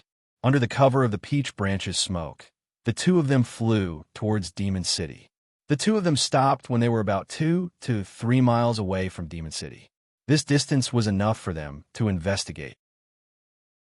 If they got any closer, they could be seen with their eyes. This Demon City was very simple and crude. However, the whole city was filled with watchtowers, and without exception, there were more than 10 demonic beasts guarding the towers. The city protecting formation was also very advanced. Mo Tinga said, "This formation is very difficult to break." Qin, she swept his gaze over the area and quickly estimated the number of beast cultivators.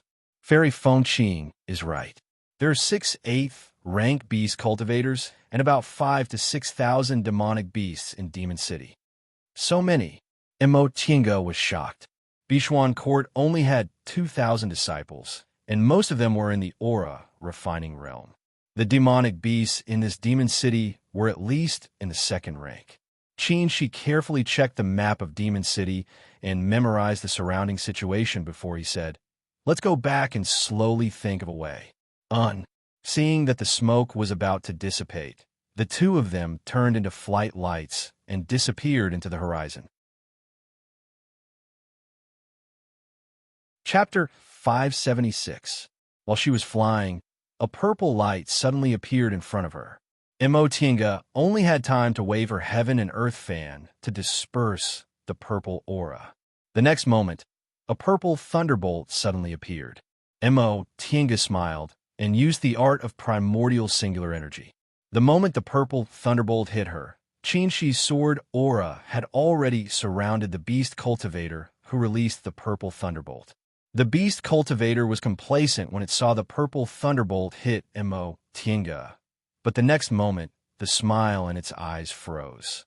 A layer of golden light appeared on Mo Tinga's body, and then the purple thunderbolt disappeared without a trace. It didn't block it or disperse it.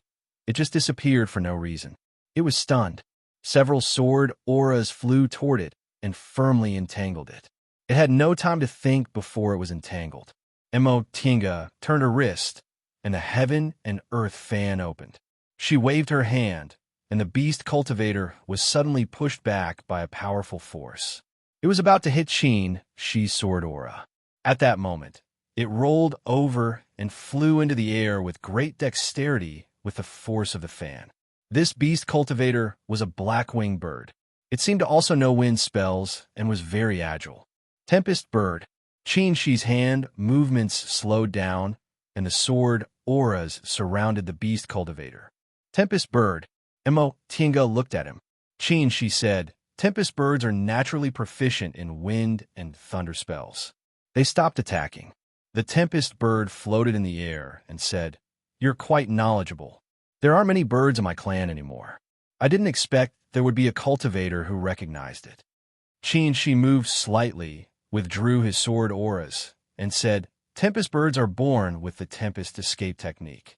This escape technique is extremely exquisite and can be regarded as top-notch. No wonder you dare to sneak attack us alone when you're only in the 8th rank. We can't stop you. You can go." The Tempest bird didn't escape immediately. It flapped its wings and looked at Mo Tinga. "May I ask why my purple thunderbolt doesn't affect you?" A faint smile appeared on Mo Tinga's face. She spread her hands, and a ball of golden lightning slowly floated in the center of her palm. She said, "I also know thunder element spells, and the grade of my spells is slightly higher than yours, so your purple lightning is ineffective against me." Golden thunderbolt. The demonic cultivator stared at the lightning in her hand and was greatly astonished. "Although I know many lightning-type mystic arts, most of them are white lightning. I've cultivated purple lightning, which is already extraordinary. But you've actually cultivated gold lightning." The lightning summoned by the lightning spell didn't just have one color, but white, green, purple, and gold. The most common type of lightning was white lightning. Those who were proficient in lightning spells could cultivate blue lightning. Purple lightning was a level higher. Generally, only demonic beasts with innate divine abilities or nascent soul cultivators who specialized in lightning spells could cultivate purple lightning. Metal lightning was the strongest type of lightning spell. If it was cultivated to its peak, it would be comparable to ordinary heavenly tribulation lightning. As for the golden lightning above Mo Tinga's head, it was the golden lightning of heavenly lightning. Of course, Mo Tinga wouldn't say that she was opportunistic and happened to intercept a piece of golden thunder from the heavenly tribulation, which was why she was able to cultivate golden thunder. She gave a demonic cultivator a subtle smile. The demonic cultivator didn't dare to act rashly. Originally, it relied on its top-notch escaping technique, the wind and thunder escape, to launch a sneak attack alone. If its attack missed, it could escape in an instant. But now, it knew these two people had extraordinary strength.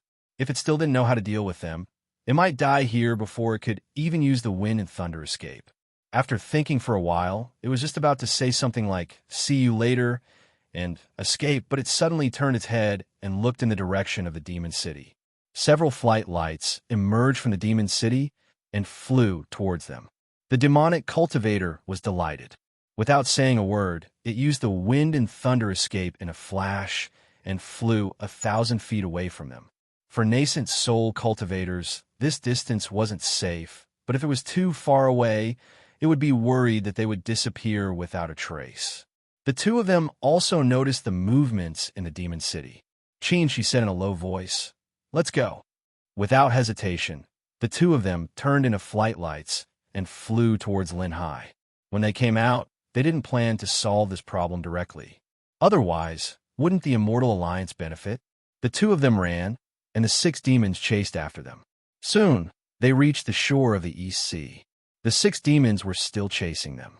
Mo Tinga looked at Bishuan Court and the individual cultivators who hadn't taken refuge in Bishuan Court yet. She said, "We can't run anymore." She nodded. The two of them stopped and turned around to wait for the demons to catch up. At that moment, a flight light also rose from Bishuan Court and flew towards them slowly. When the beast cultivator stood in front of them, the flight light from Bishuan Court also stopped beside Mo Tinga. This person was naturally Feng Ning. Her beautiful eyes swept over the two of them. Feng Ning raised the corners of her mouth and showed a smile for the first time. "You two are really amazing. You just went out for a walk, but you already attracted the attack of beast cultivators."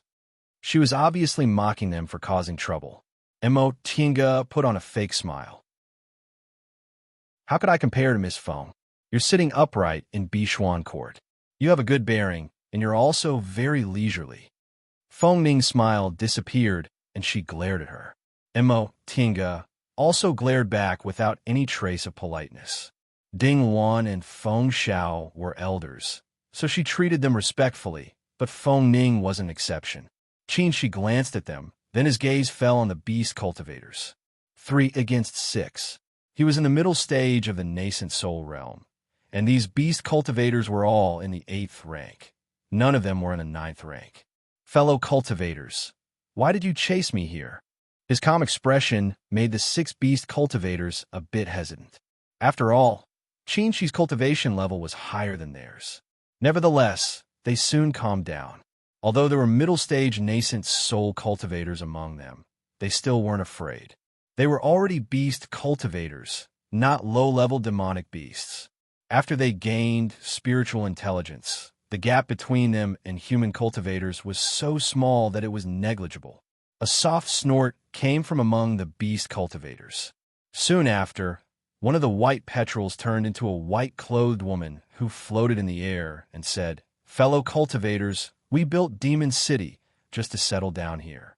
The coast of the Eastern Sea is very suitable for us beast cultivators to live.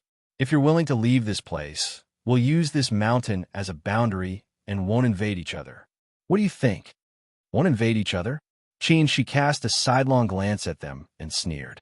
"Don't you think it's too late to talk about non-aggression after you've killed all the mortals here?" The white-clothed woman's expression turned cold. "Since ancient times, you humans have never been lenient in hunting us demonic beasts. Are only humans allowed to kill demons, but demons aren't allowed to kill humans? Humans kill demons, but demons don't kill humans?" She said faintly, "We're different races, and we've been killing each other for so long. How can we trust each other? Do you think we'll believe you just because you say the mountain is the boundary?" The white-clothed woman sneered. "Don't think we don't know that you're being attacked in the south and fighting in the northeast. It's not easy for you to dispatch people here, right?" She cast a sidelong glance at her. 2 or 3 won't be a problem. Do you think 2 or 3 can stop us?" The white-clothed woman's expression darkened. "We're here to spearhead the attack, and there are still many beast cultivators behind us. How can you stop them with just you? Our Heavenly Limits Immortal Alliance isn't just composed of the 3 of us." The 2 sides exchanged a few words, and the negotiation soon broke down. The white-clothed woman's expression turned cold, and she no longer spoke. Her gaze swept across the area, and the 6 beasts suddenly stepped forward and surrounded them. In an instant, Qinxi's sword formation was spread out. Mo Tinga waved her hand, and the puppet standing by her side waved the heaven and earth fan in its hand. As for Feng Ning, she waved her sash, and a Chinese harp appeared in her hand. Mo Tinga glanced at her and thought, Ding Wan plays the zither, Feng Xiao plays the flute, and their daughter, Feng Ning, plays the Chinese harp. This family's magic weapons are all musical instruments. If something big happens in Biyun's sect, they don't even need to invite a band. They can just go and play. These words must not be spoken out. Otherwise, Feng Ning would definitely disregard the demon cultivator and directly fight with her. The 6 beast cultivators stood far away or close to each other. Mo Tienga's expression turned serious when she saw them. This is the 6 directions primordial seizing formation. No wonder none of these beast cultivators are in the 9th rank, but they're still chasing us without fear. Senior Marshal Brother, attack that woman first, then wait for an opportunity to kill that tempest bird, Mo Tienga said in a low voice. She nodded slightly. She then glanced at Feng Ning and also said, Miss Feng, kill that woman. Feng Ning also noticed something was wrong. She didn't know much about formations, but seeing Mo Tienga's confident look, she didn't say anything to object. As soon as she finished speaking, the 6 beast cultivators moved. Mo Tienga couldn't see it before, but now that the 6 beast cultivators moved together, she realized the 6 beast cultivators had all 5 elements except for the tempest bird. The puppet raised the Fuxing sword and slashed a sword light at the beast cultivator with the wood element. That wood demon didn't care about it and kept moving forward. A golden aura came out from the side and blocked the Fuxing sword. Feng Ning flicked her fingers repeatedly, and the sound of the Chinese harp rang out. The fierce sound of killing rushed towards Bai Yin. She spread his sword formation, which spread out a vast sea of fire, and swept towards Bai Yin. Bai Yin was making hand seals, and a faintly discernible aura of the earth element firmly bound the 6 beast cultivators together. The drifting spiritual aura converged into a pure primordial aura. Feng Ning's harp arrived first and rushed towards Bai Yin. The beast cultivator next to Bai Yin hurriedly came to her rescue and blocked Feng Ning's music. Mo Tienga's expression froze. She waved the heaven and earth fan in her hand, and a monstrous water column rushed towards the fire demon. At the same time, the puppet raised the Fuxing sword and slashed down hard, hitting the wood demon's branch, blocking its way. The branch was cut in two. The pure primordial aura rushed towards the wood demon, and the broken part quickly regained its vitality. Shi's sword aura swept towards the water demon. The water demon hurriedly swung its tail, and a stream of water suddenly rose from the sea, forming a wall to block the sword aura. Feng Ning wasn't affected at all. The harp clanged, and the music attacked Bai Yin again. One person was the main attacker, while the other 2 restrained the wood demon. For a while, the 2 sides were fighting. Shi's cultivation level was higher than theirs, so it wouldn't be a problem for the 3 of them to work together to deal with the 6 beast cultivators. However, these 6 beast cultivators actually formed a 6 directions formation, helping each other and attacking together. The gathered primordial aura constantly made up for their injuries, so they fought to a draw. While they were in a stalemate, Mo Tienga winked. The sword aura in Shi's hand suddenly turned and swept towards the tempest bird that was condensing lightning. The tempest bird was terrified. It thought the 3 of them could see that Bai Yin was the formation eye of their 6 directions formation, so they would definitely attack Bai Yin with all their strength. It didn't expect them to actually see that it was the main attacker that could kill with one strike. The sword light, as fast as lightning, was about to hit it head-on. It didn't have time to think, so it waved its hand, and lightning surrounded itself tightly. However, in the next moment, it still let out a blood-curdling scream. It was Mo Tienga who used the golden lightning to break its purple lightning, making it take Shi's sword attack head-on. Chapter 577. The 3 Real Fire Swords sword light cut through the wind thunderbird's black wings. Blood splashed everywhere, dyeing the sea red. The wind thunder bird screamed and fell from the sky. The other 5 beast cultivators looked at each other and signaled each other with their eyes. Water and wood rushed down to catch the wind thunderbird, while metal, fire, and earth attacked Feng Ning at the same time. They wanted to besiege Wei to rescue Feng Ning, but Mo Tienga and she didn't even look at them. The vermilion bird's flame spread and attacked the water and wood monsters. Mo Tienga waved her heaven and earth fan, and mist gushed out of the fan and rolled toward the wind thunderbird. The water monster opened its mouth and spat out a monstrous wave toward the vermilion bird's flame. Water restrained fire, and it was a sea beast that lived in the sea all year round, so it was very confident in fire spells.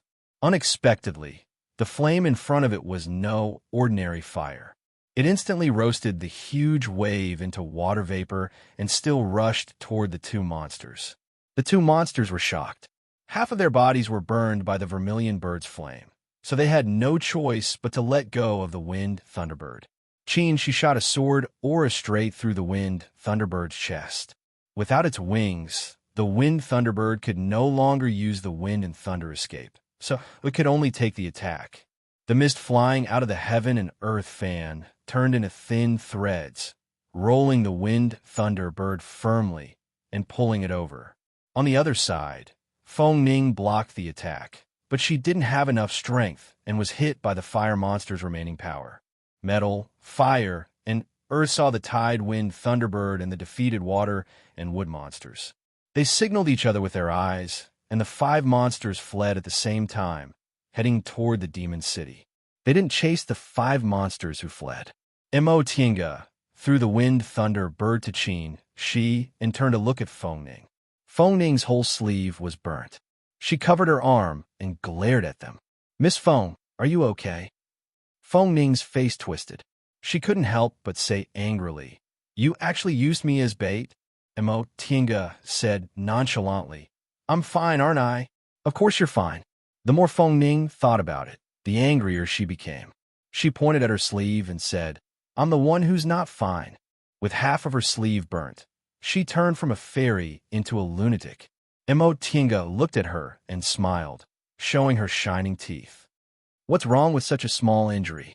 Of course you will get hurt in a fight. If it wasn't you, of course it's nothing." Feng Ning glared at Qin Shi. "Are you just going to let her do what she wants?" Qin Shi smiled. "It's just a small injury. It's really nothing. You... Feng Ning was seething with anger. She pointed at Qin Shi and said, "What? Are you treating me like this after marrying someone else?" Qin Shi paused. Mo Tiange cast him a glance, then looked at Feng Ning. Feng Ning sneered, "What are you doing? You treat him like a treasure, but I don't care." Mo Tiange chuckled. "Even if you want it, you won't have the chance, right? What did you say?" With Feng Ning's temperament, how could she tolerate someone mocking her like this?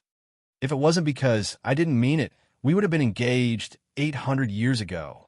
Mo Tiange looked at Qin Shi. "Is that so?" Qin Shi coughed and looked away. "This matter? I don't know." Judging from his expression, there was an 80% chance that it was true. Mo Tiange snorted coldly in her heart, but she soon smiled at Feng Ning and said, "Miss Feng, my senior martial brother never agreed, right?" Feng Ning stared at her coldly. Senior Jinghe agreed. Mo Tiange rolled her eyes rudely. "So Miss Feng likes my master? Although the age gap is a bit big, it doesn't matter. For us nascent soul cultivators, what's a few hundred years? My master is only 1,000 years old, so it's still a long time before he passes away. Maybe the day he reaches the deification realm is just around the corner." "Nonsense." Feng Ning blushed. "Who has anything to do with Senior Jinghe?" Mo Tiange showed an extremely surprised expression. "Didn't my master agree to your marriage?" She deliberately twisted her words. Feng Ning stomped her feet. "I said Senior Jinghe agreed to my marriage with Qin Shoujing." "Oh, I see." Mo Tiange seemed to lose interest and muttered, "It's really strange. Since my master agreed to the marriage, why didn't he tell my senior martial brother? Is he joking? Oh, my master is always like this. He always teases the younger generation, really?" Feng Ning's face turned red, then blue, then blue, then red. Finally, she pointed at Mo Tiange and shouted angrily, "Mo Qingwei, you? Why are you angry, Miss Feng?" Mo Tiange approached her. "It's easy to get old if you're always angry. Miss Feng is so beautiful. Wouldn't it be a pity for you to get old?" Cough. Qin Shi pulled her back. "Don't make trouble. Miss Feng is injured. Let's go back and heal first." Mo Tiange turned her head. Her gaze could kill people, and she said word by word, "What did you say?" "I didn't say anything." Mo Tiange nodded with satisfaction. She then turned her head and said to Feng Ning with a very kind smile, "Miss Feng, instead of being angry here, Why don't you go back and change your clothes? If seniors Luan and Feng see you like this, they'll feel sorry for you. Feng Ning stared at her while gnashing her teeth. In the end, she flung her intact sleeve, turned into a flight light, and flew towards Bishuan Court. Mo Tiange didn't stop smiling until Feng Ning's figure disappeared and turned to look at Qin Shi. Qin Shi braced himself and said, "Master did say that, but I was immersed in cultivation at that time and didn't respond." Mo Tiange closed the heaven and earth fan and crossed her arms. "So she likes you? How could that be?" Qin Shi said, "There are many people who fawn over her. I've only seen her a few times, and we haven't talked much." "That's hard to say," Mo Tiange said. "Back then, didn't Senior Marshal Sister Wei also?" Thinking of Wei Jiaxi and her bleak ending, she couldn't help but fall silent. Qin Shi explained again, "Don't be suspicious." Feng Ning was just indignant. Since she was born, Luan and Feng have always doted on her. Plus, she's beautiful, so everyone treats her with respect. So, Mo Tiange didn't say anything more and just said, "Let's go back." She then rode the flight light and flew back to Bishuan Court. Qin Shi, carrying the Tempest Bird, was stunned for a long time. In the end, he shook his head and followed her. When he returned to the main hall, Mo Tiange was already sitting on the side, enjoying Bishuan Court's top-grade spiritual tea. When she saw him coming in, she turned her head and ignored him. Qin Shi threw the Tempest Bird to the side and sat down. "Where did you come from, beast cultivators?" After being stabbed twice, the Tempest Bird was already on the verge of death. It opened its eyes, then closed them again. "Not going to talk?" A sneer appeared on Qin Shi's face. "If you don't want to be turned into a refined corpse, you'd better tell me honestly." The Tempest Bird said in a hoarse voice, "No need, I'll kill myself." Right after it said that, the beast core inside its body slowly lit up. Upon seeing this, the two of them turned pale with fright. Qin Shi hastily summoned his sword light, and without saying anything, he ruthlessly stabbed the Tempest Bird's beast core. Mo Tiange took out her white silk handkerchief, which turned into a white cloth several dozen feet in size and covered the Tempest Bird.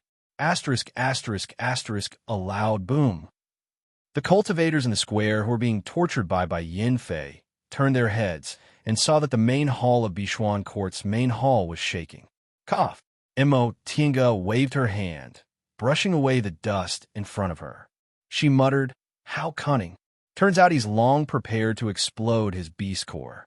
Whether it was the explosion of a cultivator's gold core or nascent soul, or the explosion of a beast cultivator's beast core, they weren't things that could be completed in a single breath. However, if the beast core exploded, it would be dangerous. In the end, the Tempest Bird's beast core exploded. Fortunately, the two of them reacted quickly. Before the beast core completely exploded, the Tempest Bird was killed by Qin Shi with a single sword strike. The remaining power was also blocked by the white silk handkerchief. Only a few chairs were damaged in the entire main hall. Mo Tiange picked up the white silk handkerchief with 18 holes inside. This defensive magic weapon, given to her by her great ancestor, was broken in the end. It was so broken that she couldn't repair it even if she wanted to. Qin Shi, on the other hand, looked at the Tempest Bird that had exploded into a pile of rotten flesh with pity. The body of an 8th-rank demonic beast was full of treasures. If he could concoct an 8th-rank beast core into medicinal pills and take it, his cultivation level would definitely soar. Jingyi hurried over. As soon as she entered the main hall, she was startled. "Seniors, this is... clean it up." Qin Shi said. "Yes." Jingyi summoned 2 part-time disciples. A chuckle came from the door. Feng Ning, who had changed her clothes, leaned against the door and looked at them mockingly. "The two of you are really at ease." Although she wasn't hit by the explosion, she was covered in powder. No matter how you looked at it, she was in a sorry state. Mo Tiange waved her sleeves and cast a simple spell, removing all the powder from her body. She looked at Feng Ning with a sincere smile. "Miss Feng, why didn't you stay in the small courtyard to recuperate? Your injuries just now weren't light, right?" Feng Ning's expression changed, as if she was poked in her sore spot. Her injuries were indeed not light. Her whole arm was invaded by the fire aura, and it would take a long time to completely remove the fire aura. She said with a calm expression, "I still have to thank you. If it weren't for you, how could I have been injured?" Tinga smiled. "Miss Feng is really noble. For us, you were willing to use yourself as bait. I'm really touched." Feng Ning glared at her while panting with rage. "You still have the face to say that? I didn't do it willingly." Her gaze swept over Qin Shi, making her even angrier. "Men, sure enough, you're a thing that forgets your friends for love." Her words were a bit harsh. Qin Shi looked up with a sharp gaze. "Miss Feng, if it weren't for that, it wouldn't have been easy for us to repel those beast cultivators." Seeing his expression, Feng Ning knew she said something wrong, but she didn't want to admit defeat. She argued, "Your cultivation level is the highest. Isn't it safer for you to contain those beast cultivators?" Qin Shi said faintly, "First of all, we have a tacit understanding of each other. Second, Miss Feng lacks the means to kill them in one blow. I'm very sorry for letting you get injured." Feng Ning turned around and said, "I'm done talking to you. Don't talk to me anymore." Tinga took out a jade bottle from her chinquan bag. Upon hearing what she said, she looked embarrassed. "I was about to say that to express my apology, here are 3 transformations Yang restoration pills, but Miss said to ignore you from now on. I really don't know what to do." Feng Ning suddenly turned around and stared at Tinga, gnashing her teeth. Qing, Wei. Tinga immediately said, "Miss Feng, what can I do for you? Go to hell." Feng Ning flew into a rage. "Are you deliberately playing with me? When did I offend you? You. Chapter 578. In the end, Feng Ning took the 9 Revolutions Yang restoration pills back to her small courtyard. 9 Revolutions Yang restoration pills weren't easy to concoct. Not to mention the rarity of the materials, the concoction technique alone had to be done from the 1st revolution to the 9th revolution without the slightest mistake. Feng Ning wasn't a fool. She wouldn't give up 9 Revolutions Yang restoration pills worth tens of thousands of spirit stones, let alone 3 of them. After Feng Ning left, Tinga sat down, covering her face and laughing. "Qin," she said, "you've offended Feng Ning badly." "So what?" Tinga didn't care at all. Even if she reported it to Master, we're still in the right. How could cultivators not get hurt? Besides, she deliberately compensated him with 3 9 Revolutions Yang restoration pills. Wasn't that enough sincerity? Who told Feng Ning to talk about marriage and deliberately make her unhappy? Thinking of this, Tinga was unhappy again. He actually almost got engaged to someone else before she appeared. Qin Shi glanced at her. Seeing her unhappy expression, he pondered for a while and decided to explain. "In fact, Senior Ding often jokes, and Master also likes a joke, so you almost got engaged?" Tinga squinted at him. "It wasn't almost. It was just a joke. I never took it seriously." "Fine." Tinga thought for a while, then asked, "What other romantic affairs do you have? Tell me all at once." Qin Shi thought seriously for a while, then said sincerely, "No. Even if I did, it had nothing to do with me." In 100 years before he met her, his life was boring. Apart from cultivation and experience, there was nothing else. Romantic affairs were other people's business and had nothing to do with him. "Really?" Tinga was doubtful. "Really?" Qin Shi was very, very sure, trying to make his expression look very sincere.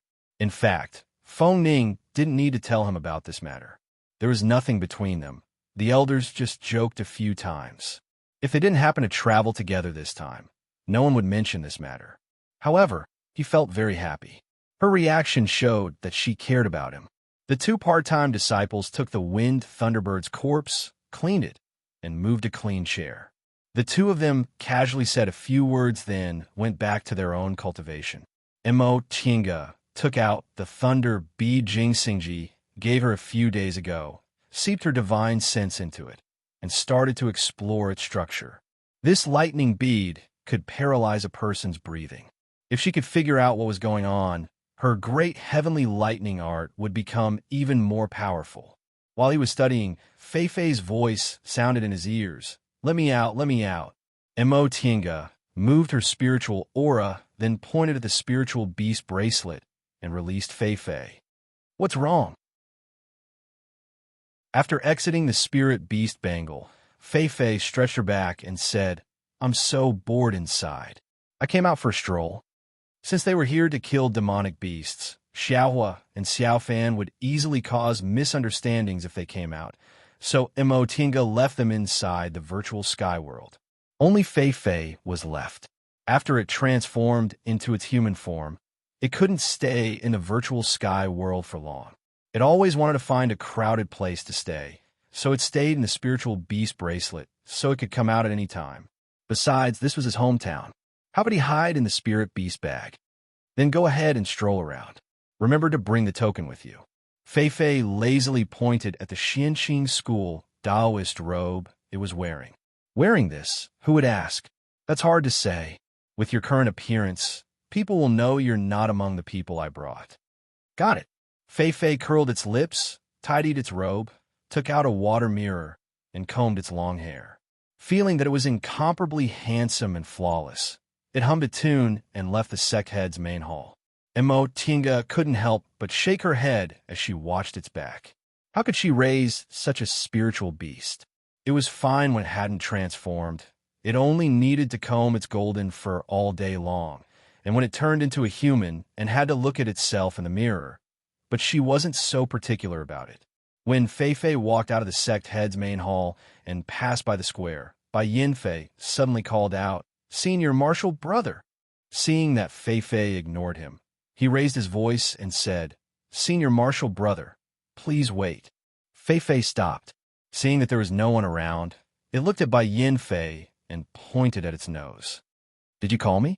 Bai Yinfei nodded and walked towards Feifei. He cupped his hands and asked, "Senior Marshal Brother, why haven't I seen you before?" In the whole of Xianxing School, there were only about 40 core formation cultivators. Usually, they saw each other all the time. Even if they didn't talk to each other, they knew each other. There was no reason for a core formation cultivator they hadn't seen to suddenly appear, especially one in the late stage of the core formation realm. Feifei was currently in the 7th rank, the late stage of the core formation realm for human cultivators. Upon hearing what Bai Yinfei said, Feifei waved its hand lazily and said, "It's normal if you haven't seen me before. It'd be strange if you did." Bai Yinfei felt even more baffled. "May I ask which martial uncle you're under?" Feifei pointed at the sect head's main hall. "There." Bai Yinfei was stunned. Martial Uncle Shoujing and Martial Uncle Qingwei? They only have one disciple. Feifei interrupted him. "Who said I'm a disciple? I'm Mo Qingwei's spiritual beast." Spiritual beast? Bai Yinfei's eyes bulged so much that they almost fell out. He looked Feifei up and down. The youngster in front of him was extremely handsome. His black hair was mixed with a few strands of gold, and his pupils seemed to be embedded with golden threads. He looked devilishly handsome. Bai Yinfei was very confident in his appearance, but in front of Feifei, he could only admit defeat. If a spiritual beast was more handsome than a person, would people like them still want to live? Here. Feifei took out an identity tablet from its robe and waved it in front of him. "I didn't lie to you, did I?" This identity tablet was specially made by the steward's hall. When Feifei ran to the steward's hall to ask for clothes and identity tablets, the steward there was dumbfounded. Although there were many nascent Soul Lord Taoists in Xianxing School, none of them had a transformed spiritual beast that ran to the steward's hall to ask for an identity tablet. He couldn't make the decision on this matter, so he reported it to Master Taoist Shi, who sent a voice transmission to Mo Tienga. After confirming this matter was true, Master Taoist Shi specially made an identity tablet for Feifei and registered it in the disciple register. Bai Yinfei stared at this identity tablet specially made by Xianxing School. After confirming that the aura sealed inside was the same as Feifei's, he finally believed it. He hesitated for a moment, but still said, "Senior Marshal Brother, I'm busy now. Are you willing to help me?" Fei Fei was impatient to stay in this closed place. It didn't care what it was doing, so it asked what kind of help. Bai Yinfei pointed at the foundation building cultivators. "These juniors aren't familiar with each other. I can't split myself up, so I'll have to trouble you to teach them a thing or two for me." Fei Fei looked at them. There were only 10 people in a team, forming a 10-square formation. Although it wasn't good at fights of magical powers, it was already in the 7th rank after all, so it could learn by watching. All right, it had nothing to do anyway. Bai Yinfei smiled and bowed. "Sorry to trouble you, Senior Marshal Brother." Fei Fei turned to look at them, then casually pointed at them. You, and you, the 3 of you follow me." The 30 disciples looked at Fei Fei, then looked at Bai Yinfei. The 3 people in the lead uttered yes and led their teams to follow them. Fei Fei walked towards a mountain gate with his hands behind his back. "Senior Marshal Brother," Bai Yinfei called from behind. "When it gets dark, you can order them to go back." Fei Fei waved his hand without looking back, indicating he understood. He then led the 30 disciples and disappeared in the blink of an eye. Bai Yinfei stared at the place where they disappeared, remaining silent for a long time. After a long time, a bitter smile appeared on his face. Spiritual beast. It was actually a spiritual beast. The cultivation level of that senior martial sister Mo's spiritual beast was also higher than his. Who else could he compare to? He even politely called a spiritual beast Senior Marshal Brother. Back then, he only treated a spiritual beast as an animal. Why would he call it Senior Marshal Brother so politely? While Bai Yinfei was wallowing in self-pity, Fei Fei led the 3 teams of foundation-building cultivators to go out. Tang Shun, who was responsible for guarding the mountain gate, didn't dare to be careless. After he received a disciple's report, he immediately rushed over. Ever since the demonic beast attacked, Bishuan Court's great mountain-protecting formation was completely activated and the mountain gate was sealed. If that wasn't the case, how could the cultivators in Bishuan Court resist the beast cultivators' attacks? Now, disciples were strictly prohibited from entering and exiting Bishuan Court. One reason was for the disciples' safety, and the other was because they were worried someone would leak the situation inside Bishuan Court to the beast cultivators. Senior Marshal Brother. Upon seeing Fei Fei, Tang Shun sized him up cautiously, then saluted him. "May I know how I should address you, Senior Marshal Brother?" Fei Fei didn't feel like explaining. He still took out the identity tablet and waved it in front of Tang Shun. His origin was clearly written on the identity tablet. There were more than 10 words. Fei Fei, Fei Fei, Lord Taoist Qingwei's spiritual beast. Tang Shun was stunned when he saw the 2 words Fei Fei. He suddenly remembered that Marshal Uncle Qingyao once gave Elder Yi a Fei Fei. He was extremely shocked. He remembered that Fei Fei was only in the 1st rank back then, but now its cultivation level was even higher than his, and it even took a human form. Only now did he realize how powerful Elder Yi's methods were. The Eastern Sea's Fei Fei were only in the 2nd or 3rd rank at most. He'd never heard of a 7th rank Fei Fei. Not only did she raise a Fei Fei to the 7th rank, but her advancement speed was also astonishingly fast. Speaking of which, could 7th rank spiritual beasts take a human form? He was puzzled. Senior Marshal Brother.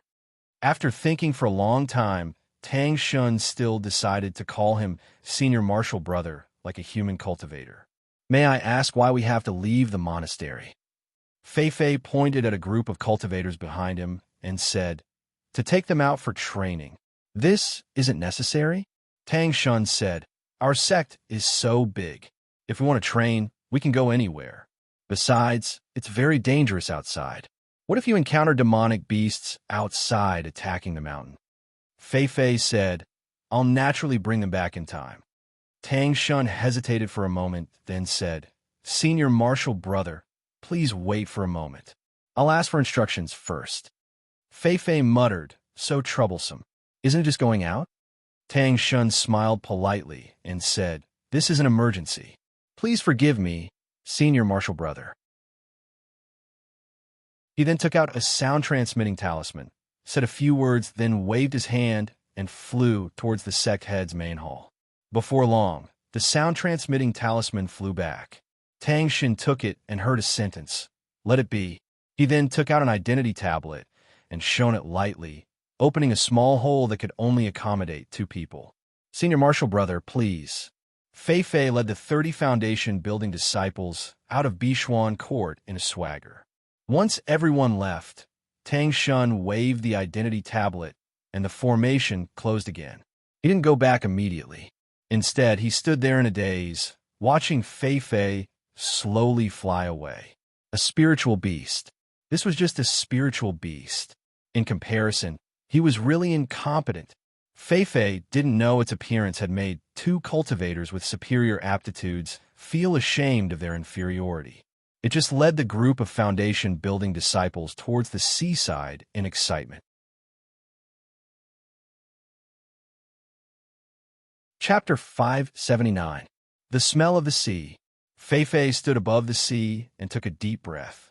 Although it was a walking beast, it had lived on an island in the East China Sea since it was a child, so the sea was its home.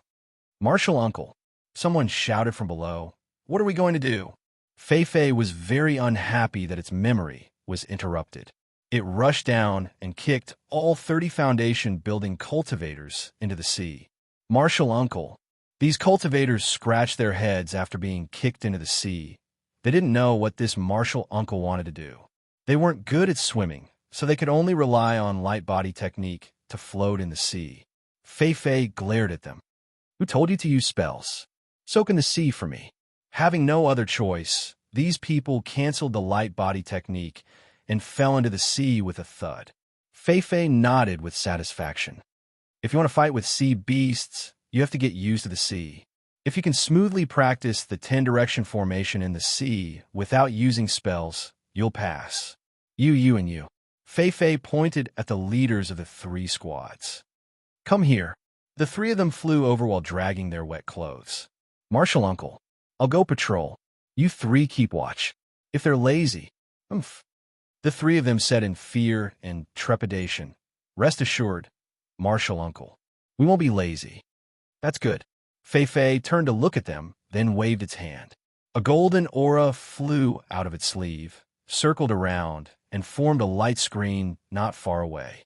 It said, "If a demonic beast comes, it'll warn you. You should quickly return to Bishuan Court." Yes, the Foundation building cultivators felt reassured. What they worried about the most was running into demonic beasts after leaving Bishuan Court's great mountain protecting formation. Fei Fei no longer said anything. With a flash of golden light, it transformed into its true form, Fei Fei. It ran in the air towards the depths of the sea, leaving behind a tiger paw print. The 30 Foundation building cultivators were dumbfounded. In the end, one of the 3 team leaders said, "Marshal Uncle's escaping technique is very strange." The other 2 nodded simultaneously. Yes, it was definitely an escaping technique. Some escaping techniques, indeed, allowed one to transform into an animal and run. While the 30 of them were diligently practicing the 10-direction formation in the sea, Fei Fei transformed into its true form and ran in midair, quickly leaving the coast. Fei Fei's escape technique originated from the white tiger's body. The white tiger's body was still in its storage space, and it had absorbed a portion of the white tiger's bloodline and possessed some of the white tiger's magical abilities. For example, every time its 4 feet landed, a white tiger paw print would be formed. As he ran, an island appeared in front of him. There was a demon city on the island, and a few rays of light flew out from the demon city towards him. Fei Fei's footsteps came to a halt, and he stopped in midair, his eyes wide as he stared at the approaching escape light. The light stopped in front of it and revealed their true appearances. They were a flying bird, a dolphin, and a giant fish, all of which were at the 6th or 7th level. Faced with it, the dolphin cried out first. There was a pattern to its cries. In fact, it was speaking the language of demonic beasts. "Brother Yao," the dolphin called out. Fei Fei looked at them vigilantly and asked in the same beast language, "What do you want?" Dolphin said, May I know Brother Yao's background? Fei Fei said, What does this have to do with you? The three demonic beasts were startled. The giant fish said, Could it be that you're not a demonic beast from here? Fei Fei snorted and asked instead of answering, Where are you demonic beasts from? Why don't I remember there being such high-level demonic beasts here? The dolphins said, We were originally demonic beasts from the South Sea. Later, the world changed and the South Sea was connected to the celestial pole, so we came here. Oh, Fei Fei became serious. So, this place isn't the East Sea anymore? Not really, the dolphins said. The islands connected to the mainland also moved along with the mainland, so this place can also be said to be the East Sea. However, if we go further, we'll be in the South Sea. Fei Fei felt relieved, and its tone became kinder. So you're demonic beasts from the South Sea. No wonder I don't remember there being such high-level demonic beasts here. The dolphin chuckled and put its two fins together, as if it was saluting. Brother Yao, you're a demonic beast from the East Sea? Fei Fei nodded.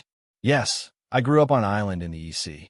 Later, I left the East Sea in order to advance. Now that I'm about to transform, I've returned to the East Sea to prepare for it. I see. The dolphin looked it up and down and asked in confusion, May I know what kind of beast Brother Yao is? Why have we never seen a demonic beast like Brother Yao? Fei Fei held its head high and said, I'm a descendant of the ancient divine beast Fei Fei. Fei Fei? The other two demonic beasts looked at the dolphin. The dolphin racked its brains and suddenly remembered something. Fei Fei, you're the Fei Fei that can coexist peacefully with all ferocious beasts. Flying Bird and Giant Fish asked one after another, Is there really a Fei Fei?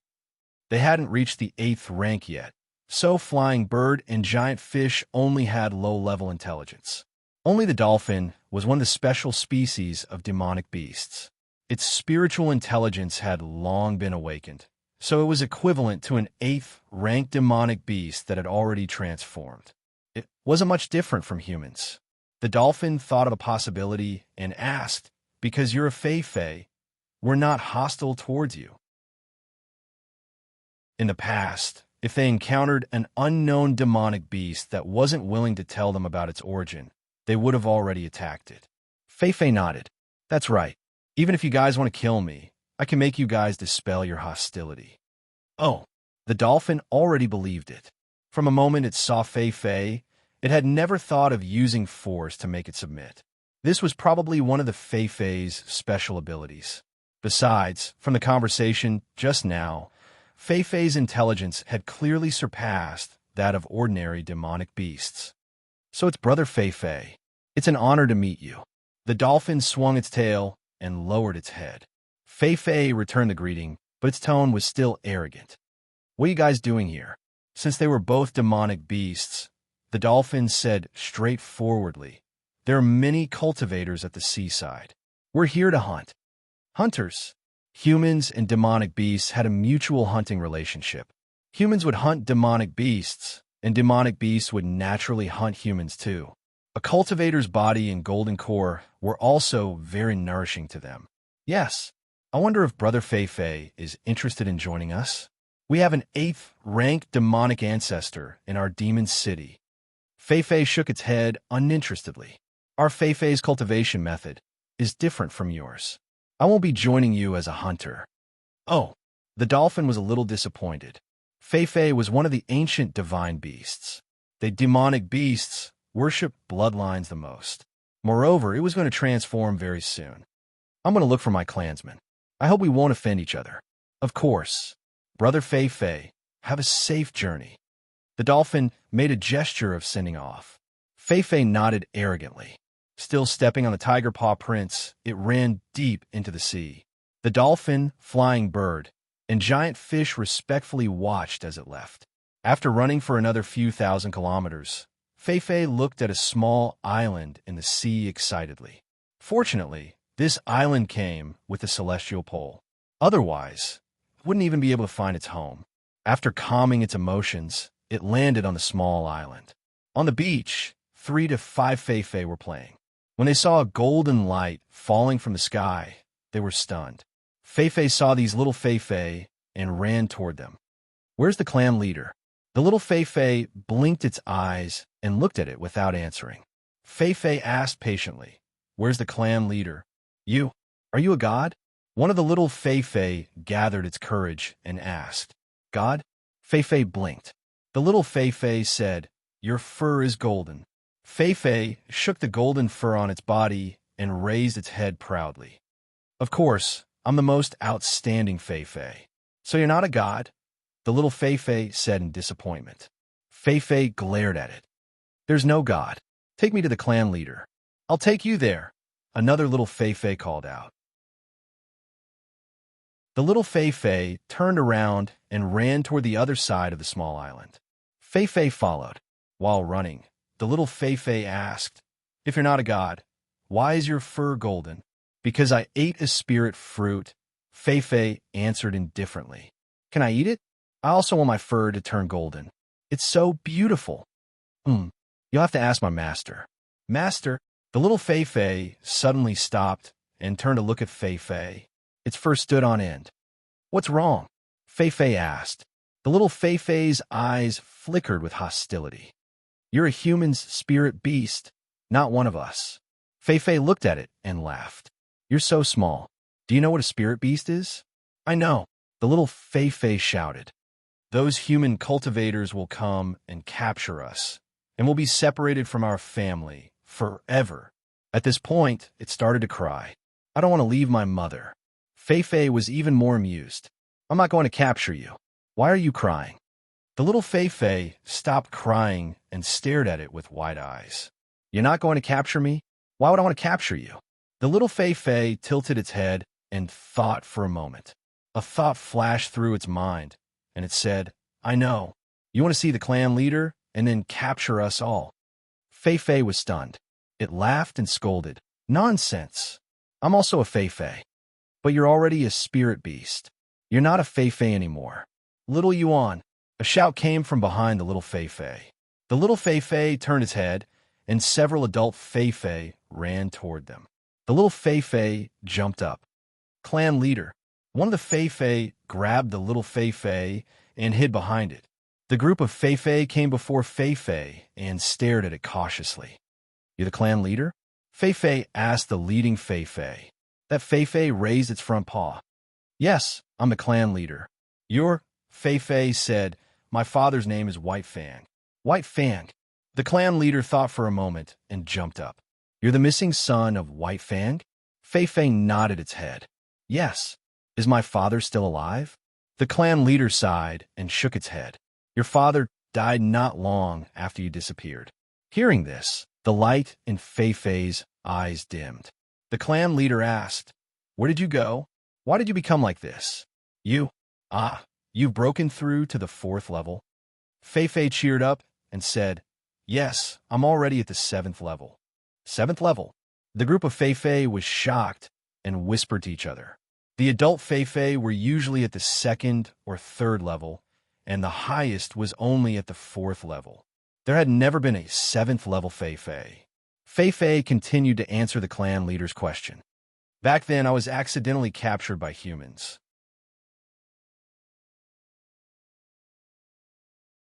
Chapter 580.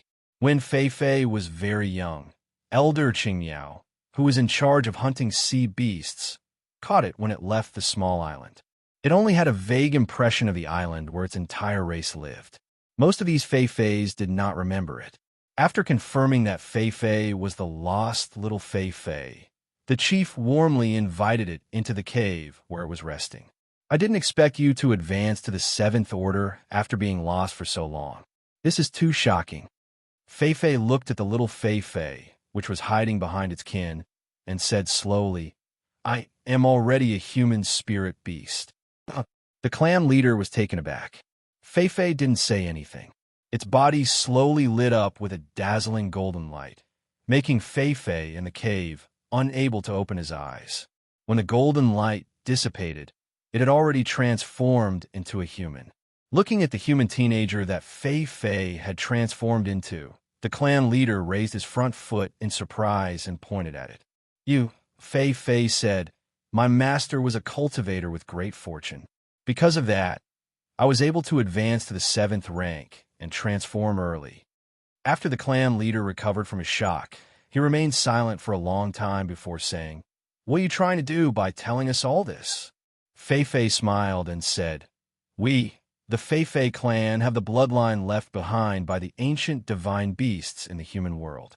Our innate talents are unique and cannot be compared to ordinary demonic beasts." It looked at the clan leader and asked, "Are you willing to be like me?" "No."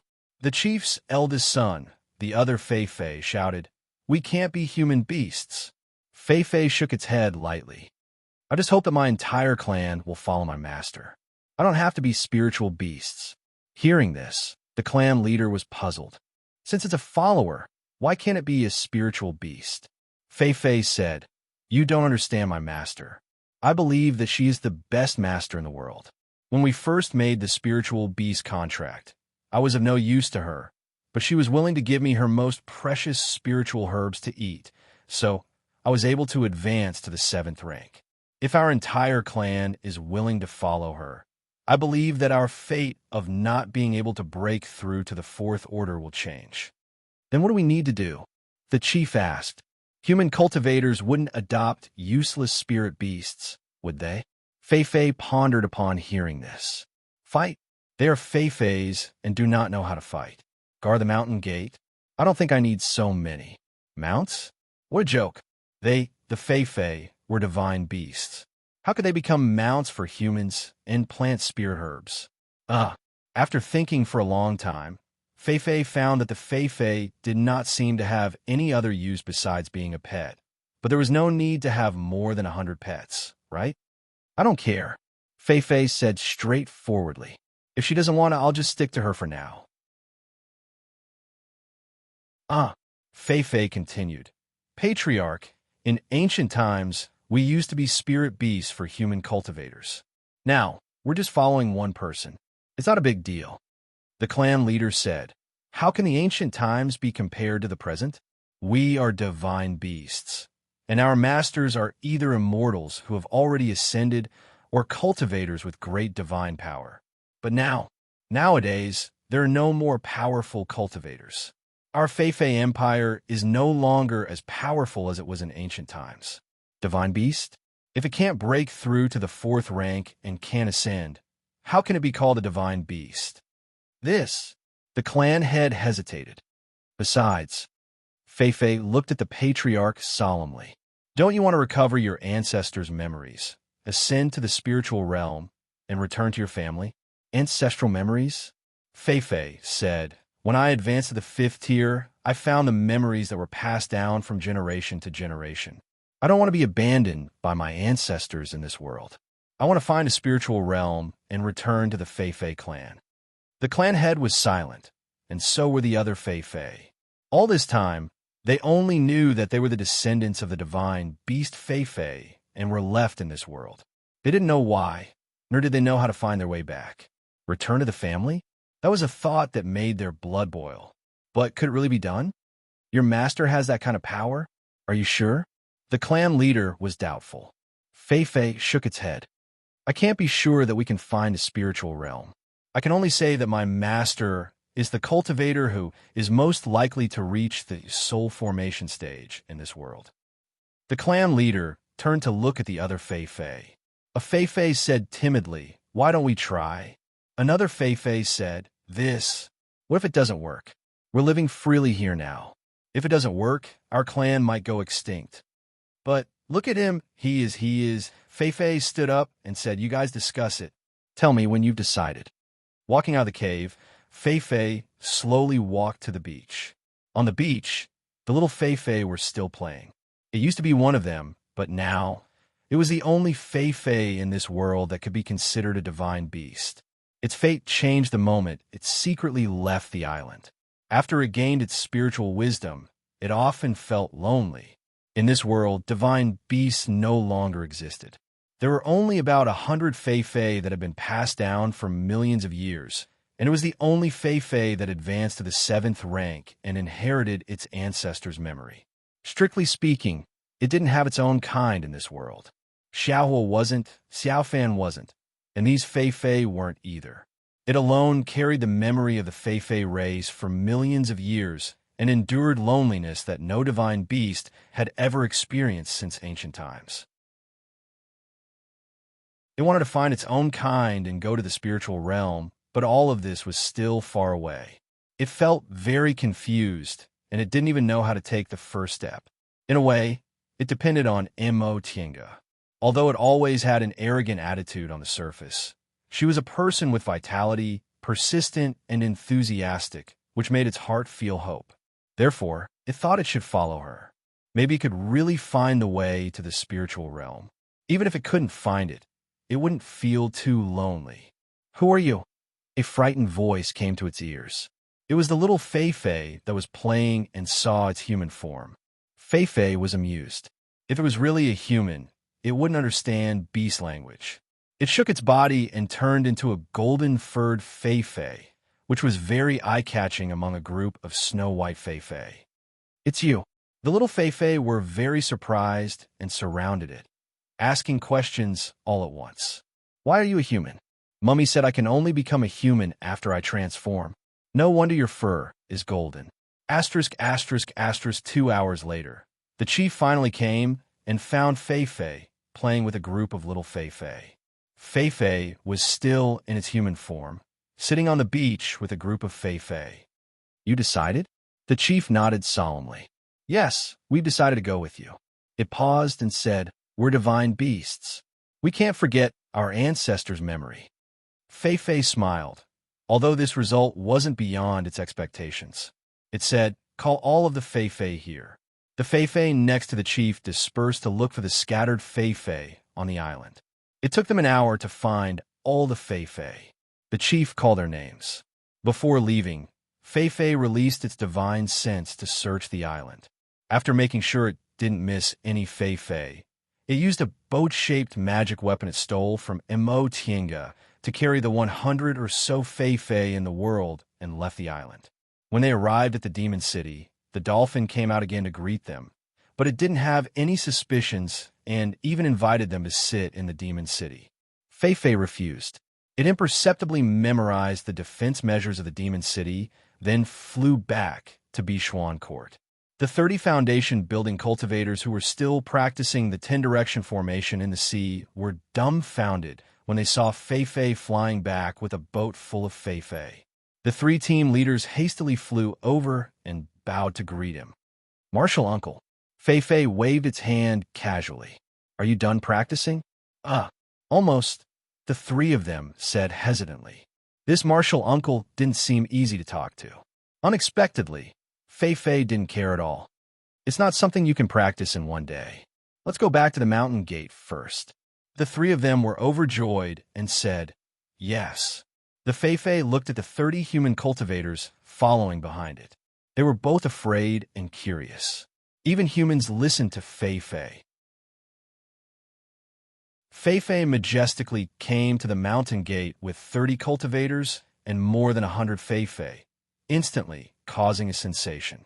By the time Immerse heard the commotion and came over, the monastery gate was already densely packed with people. Seeing her coming, Tang Shun hurriedly shouted, "Back off!" Immerse looked at the Fei behind Fei and was speechless with astonishment. "You Fei said, you won't let us in?" Immerse took a deep breath and waved her hand. "Let them in." Tang Shun took her order and opened the great mountain protecting formation. A quarter of an hour later, more than 100 Fei stood neatly in the sect head's main hall, which shocked Qin so much that his jaw almost dropped. Immerse, who had already recovered from her shock, slowly sat down, looked at Fei from the corner of her eyes and asked, "What's going on?" Fei sat down indifferently and crossed its legs. "I brought all the Fei in the world." The corner of Immerse's mouth twitched. She continued to ask, "What's your purpose in bringing them back?" Fei picked up the teacup and stopped it at the edge of its mouth. It thought for a moment, then said, "Accompany me." Immerse glared at it. "What did you say?" "Accompany me," Fei said word by word. Immerse raised her head, covered her eyes with her right hand, and said as if she was talking to herself, "I must be hallucinating. You're not hallucinating, Qin, she said. I really saw more than 100 Fei-Fei. Tinga jumped up and glared at Fei-Fei. More than 100 Fei-Fei? Do you think I specialize in raising spiritual beasts? Xianxing School isn't the spiritual beast sect. You're looking for the wrong person. Fei-Fei said lightly, the virtual sky world is very big. Tinga tried hard to hold back her anger. This was really retribution. She just angered Feng Ning to death, and now she was angered to death by Fei-Fei. Just as she thought of Feng Ning appeared at the door. She leaned against the door again and said with great surprise, Wow, so cute. Qingwei, give me one. Tinga turned her head and stared at her.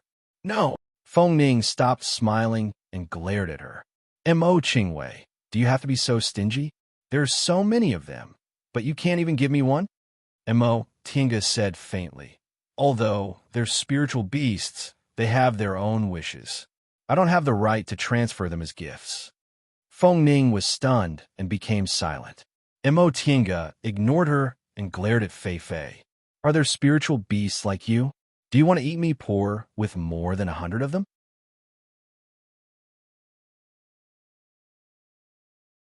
Chapter 581.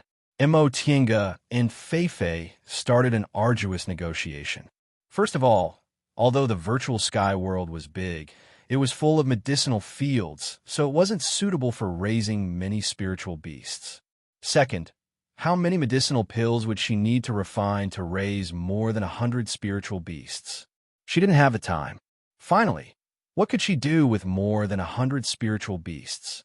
Although Fei-Fei was very capable, finding more than 100 Fei-Feis to accompany it.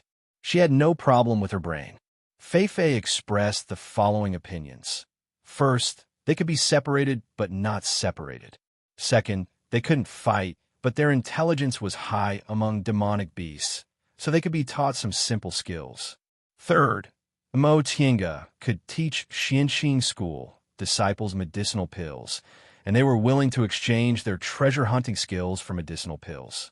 In the end, one person and one beast each took a step back and reached an agreement. Tinga would keep these more than 100 Fei-Feis for the time being. After the matter in the Eastern Sea was over, these Fei-Feis would be sent back to Xianxing School and distributed to various peaks. These Fei-Feis wouldn't sign a spiritual beast contract with a specific person. They would belong to the steward's hall of each peak. They would be responsible for treasure hunting, and if they found anything, they would be exchanged for medicinal pills. In fact, with her strength, she could directly capture these Fei-Feis and turn them into spiritual beasts. This was how cultivators' spiritual beasts came to be. But she didn't want to do that. First, it violated her principles. Second, Fei-Fei had been with her for more than 100 years. Although it had a bad personality and a bad mouth, it was reliable in critical moments. Besides, the contract they signed was a subordinate contract, not a master contract. If she ignored Fei-Fei's wishes, it would definitely rebel. In this world, although the strong were respected, it wasn't unreasonable. After the matter was settled, Tinga temporarily asked Ingenie for an abandoned spiritual beast garden and let these Fei-Feis live there. As for Fei-Fei, it was ordered to guard the gate for Tang Shun. Fei-Fei was taken away by Ingenie, and Fei-Fei went to guard the gate. Tinga fell on the chair, rubbed her forehead, and said weakly, One day, I'll become prematurely old. Qin, she smiled. Why don't you think about it from another perspective? Fei-Fei are a very rare species. It's hard to even get one, but you manage to get more than 100 of them. Rest assured, Feng Xue will definitely be very happy. Treasure hunting included finding spirit veins, spirit stone veins, rare ores, spirit herbs, spirit beasts, and so on. These were all extremely important matters, and the sex advantage was reflected in this aspect. The difficulty of the treasure hunting mission was also the highest among all the sect affairs. Under normal circumstances, a sect would raise a group of full-time treasure hunters. These treasure hunters would not be in the sect all year round, so they did not have to take on any chores. However, They enjoyed extremely generous offerings because treasure hunting was extremely difficult. Treasure hunters had special skills, innate talents, or special cultivation techniques that allowed them to sense the existence of treasures within a certain range. Unfortunately, treasure hunters were very difficult to cultivate. Talent was much rarer than spirit roots, and cultivation techniques were not something that anyone could cultivate.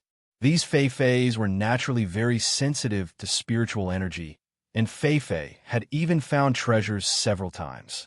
It was clear that they were very talented in treasure hunting. "What's bothering me is medicinal pills," Tinga said with a bitter expression. "How can ordinary spiritual beast pills help Fei-Fei advance? I reckon that aside from the flowerless golden fruit, Fei-Fei was able to advance so smoothly because the medicinal pills it usually took were all concocted from medicinal pills that were more than 1,000 years old. That being the case, how can I give these spiritual plants to the pill-concocting disciples to refine?" "Qin," she said, "you're thinking too much. Don't forget that you're now one of the nascent soul grandmasters in the sect. No matter how many thousand-year-old spiritual plants you take out, they won't dare to be suspicious." "Really?" Tinga looked at him suspiciously. "They won't find it strange, even if I take out a big bundle of 1,000-year-old spiritual plants?" "Qin," she smiled. "Any inconceivable thing is natural for a nascent soul cultivator. The ones who find it strange are only my senior martial brothers and sisters. They're all smart people. You advance to the nascent soul realm at such a young age. So, aside from innate talents, fated chances are also indispensable. They know this very well, so they definitely won't ask." He paused for a moment and said, "However, it's quite possible that they'll come to you to extort some spiritual plants they lack." Tinga patted her chest and said, "Then I'm relieved. Even if they come to extort me, they definitely won't take it for free." Qin, she glanced at her with a smile in his eyes. "You've really figured out their temperaments." Taking out some spiritual plants wasn't a problem for her at all. When she cleaned up the medicinal fields, she picked a lot of spiritual plants that were nearing the end of their lifespan. Later, to make room for the newly sprouted spiritual plants, she also picked a batch of spiritual plants that weren't that valuable. These spiritual plants were precisely the materials used to concoct medicinal pills for spiritual beasts. After that, Tinga left this matter to Ingenie. Ingenie originally wanted a few Fei-Feis, but Fei-Fei didn't agree. So Tinga gave her a batch of medicinal pills and magic tools. With this batch of medicinal pills, Ingenie worked very hard. In the next few days, there were only a few small conflicts in Linhai. As soon as they arrived, one of the 6 beast cultivators died. These beast cultivators wouldn't make any big moves for the time being, but it was necessary for them to send some low-level demonic beasts to harass them. On Bishuan Court side, they naturally also sent some low-level cultivators to fight, giving them a chance to gain experience. On the next day, demonic beasts attacked again. Most of them were in the 2nd to 5th rank, and only a few were in the 5th rank and above. Tang Shun and Bai Yinfei led the charge. Tinga and Qin, she still guarded the sect head's hall, while Feng Ning stayed in her small courtyard as usual. The battle progressed very smoothly. Although there were casualties, they were minimized with Kuang Zhu's presence. Qin, she suddenly said, "What do you think these beast cultivators are planning?" Tinga, who was studying the map of the demon city, answered in confusion, "Aren't they hunters?" Qin, she shook his head and said, "I don't think it's that simple. If they're just hunters, is it necessary to build a demon city so close to the city?" Tinga was stunned. She looked at the complicated terrain of the demon city and tapped the table with her fingers. "What you said makes sense. Just like human cultivators, they never lived in the forest to hunt because it was extremely dangerous. Kunwu cultivators always formed teams in Kunwu before entering the southern forest. After hunting, they would return to Kunwu to rest. These beast cultivators, on the other hand, built their demon city so close to Bishuan Court and provoked battles from time to time. They didn't look like hunters at all. Do they want to seize Kunwu?" Tinga whispered.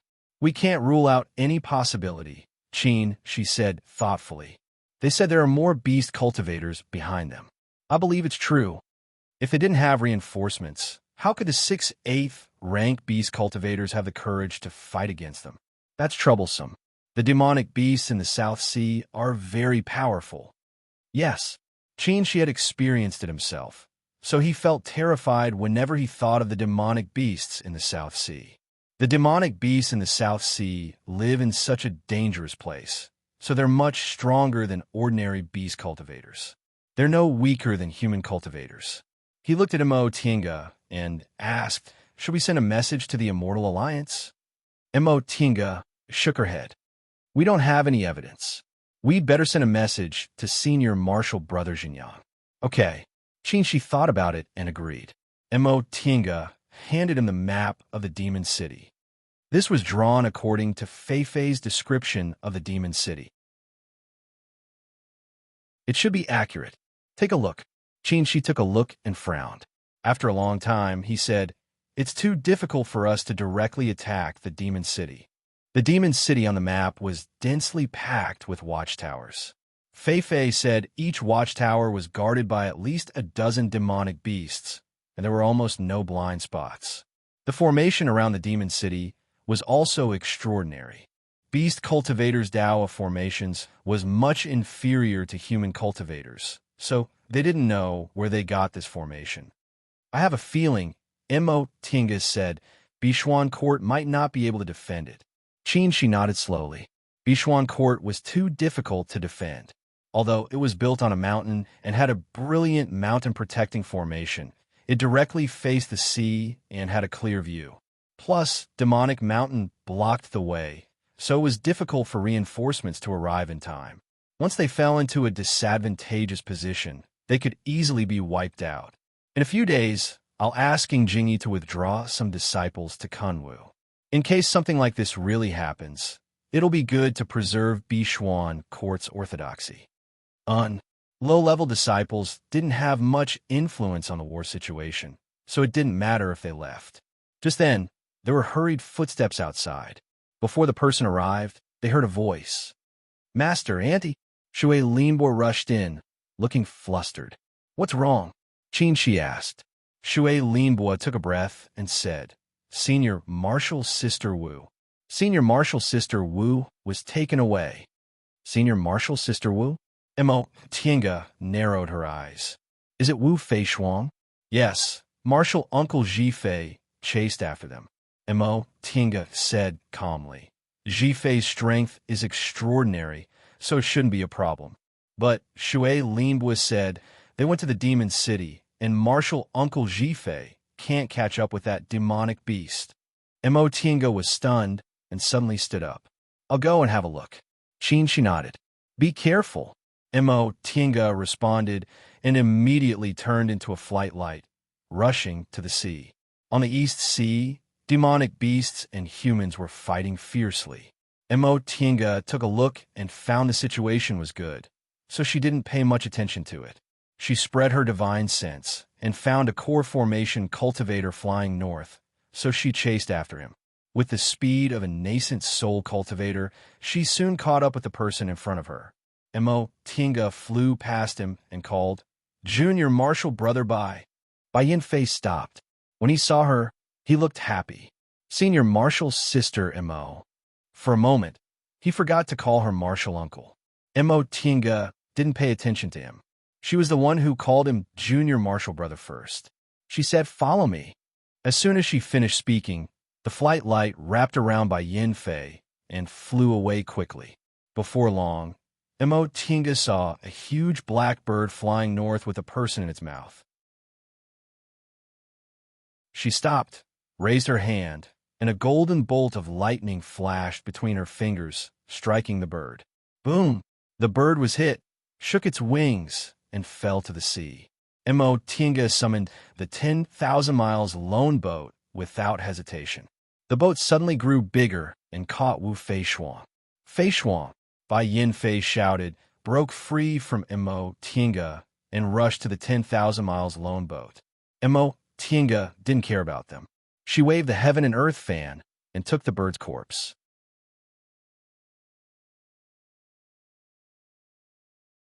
Chapter 582. There was a huge gap between the 7th rank and the 8th rank. With a great heavenly thunder spell, the bird couldn't resist at all and turned into a corpse. After putting the demonic beast's corpse into her Chinquan ring, Imo Tinga turned to look at by Yin Fei and Wu Fei Xuan. Fei Xuan, how are you? Wu Fei Xuan was covered in blood. There was a big claw mark on her chest, and one of her arms was torn off and nowhere to be found. Such an injury, if it was a mortal, would almost be waiting for death. Bai Yinfei was scared out of his wits and didn't know what to do.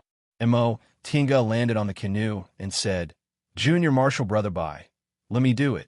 Bai Yinfei hastily stepped aside. Mo Tinga frowned as she looked at her chest that was almost pierced through. Nascent soul cultivators didn't care about physical injuries, but they were fatal for foundation-building cultivators. She took out a 9 transformations Yang restoration pill without hesitation and fed it to Wu Feishuang, then sealed her wounds with Azure Dragon's breath. "This is the only way for now," she said. "Her injuries are too serious. Let's go back and see if Kuang Zhu can do anything." If he can't, she didn't say anything. Bai Yinfei stared at the unconscious Wu Feishuang in a daze, unable to say anything. His heart was filled with both regret and hatred. Mo Tinga shook her sleeves, and the canoe sped towards Bishuan Court. "How did you end up like this?" she asked sternly. "It was just a 7th rank demonic beast. You couldn't protect her?" Bai Yinfei lowered his head and said bitterly, "It was me. In order to help me block a blow, she activated the protective magic weapon Marshal Uncle Miaoi gave her, but she angered that demonic beast.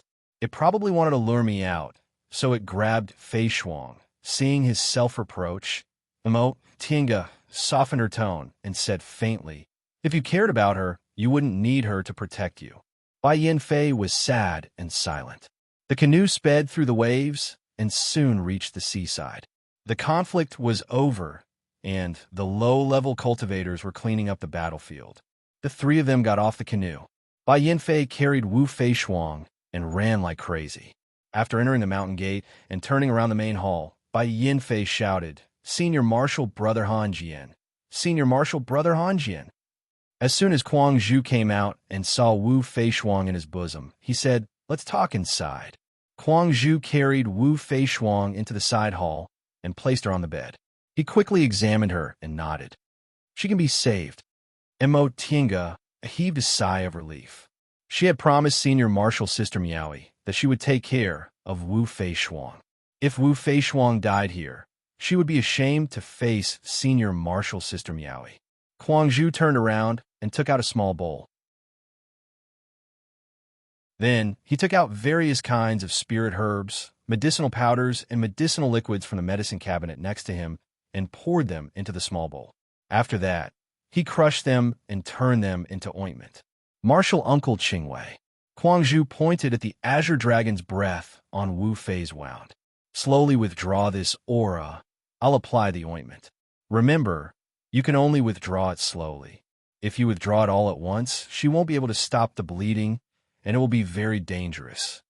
Mo Tinga nodded. Kuang Zhu didn't waste any more time. He pointed at Wu Feishuang's severed arm and said, "Here." Mo Tinga guided him. The Azure Dragon's breath surged, revealing the terrifying, bright red wound. Kuang Zhu moved his finger, and the ointment flew out of the bowl and spread on the wound. With tacit understanding, the 2 of them quickly applied the ointment on Wu Fei's severed arm, followed by his chest. The wound on Wu Fei's chest was quite special. It was almost pierced through, and his internal organs were also injured. Kuang Zhu could only use his special cultivation technique to slowly repair the damaged organs. After a long time, Kuang Zhu heaved a sigh of relief. He raised his head and wiped the sweat off his forehead. He then said, "Her life is saved, but her cultivation level is greatly damaged. She'll probably need 10 to 20 years of recuperation to fully recover." Bai Yinfei felt relieved and muttered, "As long as she's alive, everything else doesn't matter. It's all thanks to Marshal Uncle Qingwei's panacea.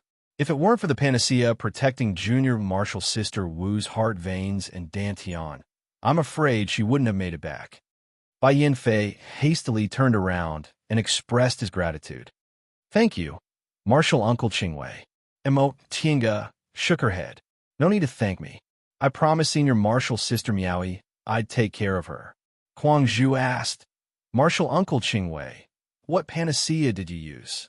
Its medicinal effect is really amazing. I don't think I've seen it before. It's the 9 Revolutions Yang Restoration Pill. So, it's the 9 Revolutions Yang Restoration Pill. Kuang Zhu said, no wonder it has this kind of effect. The 9 Revolutions Yang Restoration Pill was very precious, even for nascent soul cultivators. With his cultivation level, he still couldn't come into contact with this kind of panacea. Before long, Qin Shi came over. How is it? Qinga pointed at Wu Feishuang, who was lying on the ground. Her life is saved, but Qin Shi glanced at her and clearly saw the injuries on her body. He then said, it's fine as long as she's alive. In a nascent soul realm, all body injuries will be healed. Tinga thought to herself. Soul formation. Senior Martial Sister Wu is still stuck in the core formation realm. I wonder how she'll react if she finds out she lost an arm. Just as she was thinking, Wu Feishuang's eyelids twitched and slowly opened. She first noticed Bai Yinfei in front of her, then her non-existent left arm. Unexpectedly, she only glanced at it and calmly accepted the reality. Feishuang. Bai Yinfei was pleasantly surprised. You're awake. Wu Feishuang turned her head and stared at Bai Yinfei, not saying anything for a long time. How are you? Do you feel unwell? Wu Feishuang shook her head softly and said slowly, I don't feel unwell. Please go back. Her tone was distant and cold. Bai Yinfei was stunned. He stammered, Feishuang, you're angry with me? Wu Feishuang turned her head and didn't look at him. Bai Yinfei said, I'm sorry, but he couldn't go down. He didn't know how to apologize. Sorry, I shouldn't have ignored you. Or sorry, I didn't protect you well. Or sorry, I won't do this again in the future. He couldn't say these words out loud. He was touched when he saw her being taken away to save him. But, no need to apologize, Wu Feishuang said faintly. From now on, you don't need to apologize to me anymore. Bai Yinfei stared at her blankly. You? She took a deep breath, endured the sharp pain, and looked at her left side. There was nothing there. There wasn't an arm there. She said, don't misunderstand. I thought about it for a long time. I didn't do it in a moment of anger. Seeing Bai Yinfei's dumbfounded expression, Wu Feishuang smiled bitterly and said slowly, I promised Master to come to Eastern Sea to give myself one last chance. Unfortunately, I still lost. Junior Martial Brother, you never cared about me. When you married me, it was only because you were angry with Junior Martial Sister Jiang. Don't try to defend yourself. I'm not saying you like Junior Martial Sister Jiang, but you hate the feeling that others think you'll definitely marry Junior Martial Sister Jiang. Therefore, by marrying me, you have to surprise those people. She looked up at him and said, see, you've never loved me from beginning to end. There's no love between a man and a woman, and there's no love between husband and wife. Bai Yinfei was silent, unable to say anything. Wu Feishuang took a deep breath, then continued, because of you, I've been stuck in the foundation building realm for many years. Every time I wanted to enter a closed-door meditation, I always thought that your matter was more important than others. Therefore, I delayed my closed-door meditation year after year. By the time you formed your gold core, I still couldn't find the time. Junior Martial Brother, it's not that I'm willing to waste my time on these chores. I'm also a proud disciple of a nascent Soul Lord Taoist, and I was once a proud son of heaven. What you have, I don't lack. As Master's last disciple, my aptitude is the highest among all my martial sisters and sisters. Not to mention forming my nascent soul, I've never had to worry about forming my gold core. I'm willing to handle chores for you every day, not because I like it, but Bai Yinfei stared at her in a daze. It seemed like he never thought she actually thought this way in her heart. But I've never been in your eyes.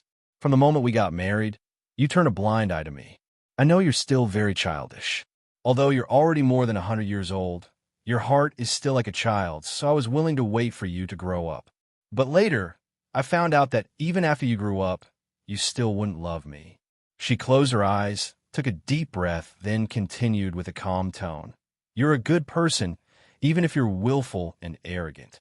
You're so nervous because I was injured because of you.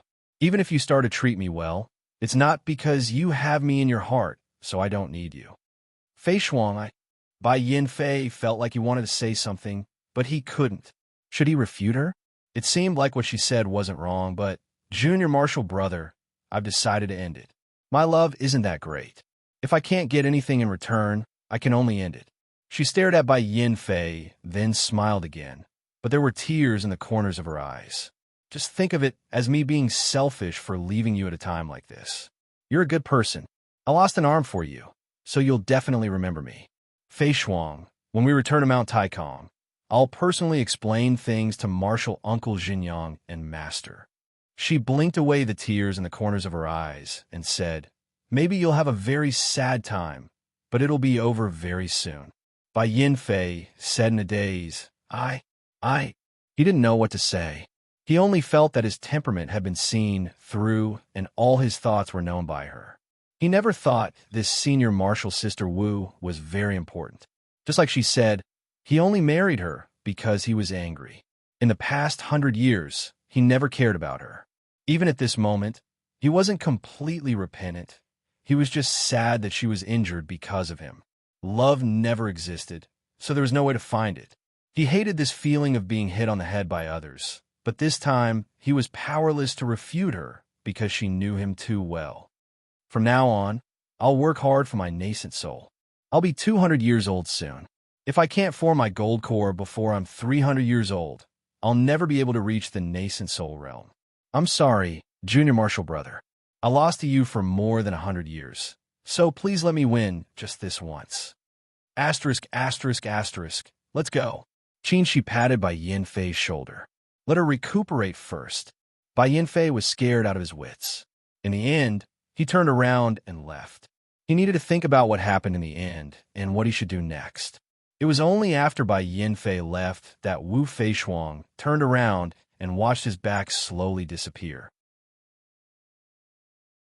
Mo Tinga looked at Wu Fei Shuang's expression and felt she didn't need to say anything, so she just sighed and comforted her. "Recuperate well. Your arm might come back." Wu Fei Shuang's face was pale from the pain, but she could still show her a smile. "Yes, thank you, Marshal Uncle Qingwei."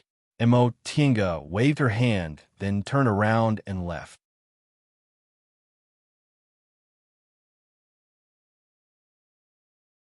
Chapter 583.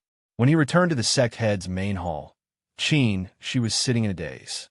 Mo Tinga also sat down and asked, "Where's Bai Yin Fei? Are you all right?" She regained his train of thought and said, "It can't get any worse. It won't just be depressed for a while.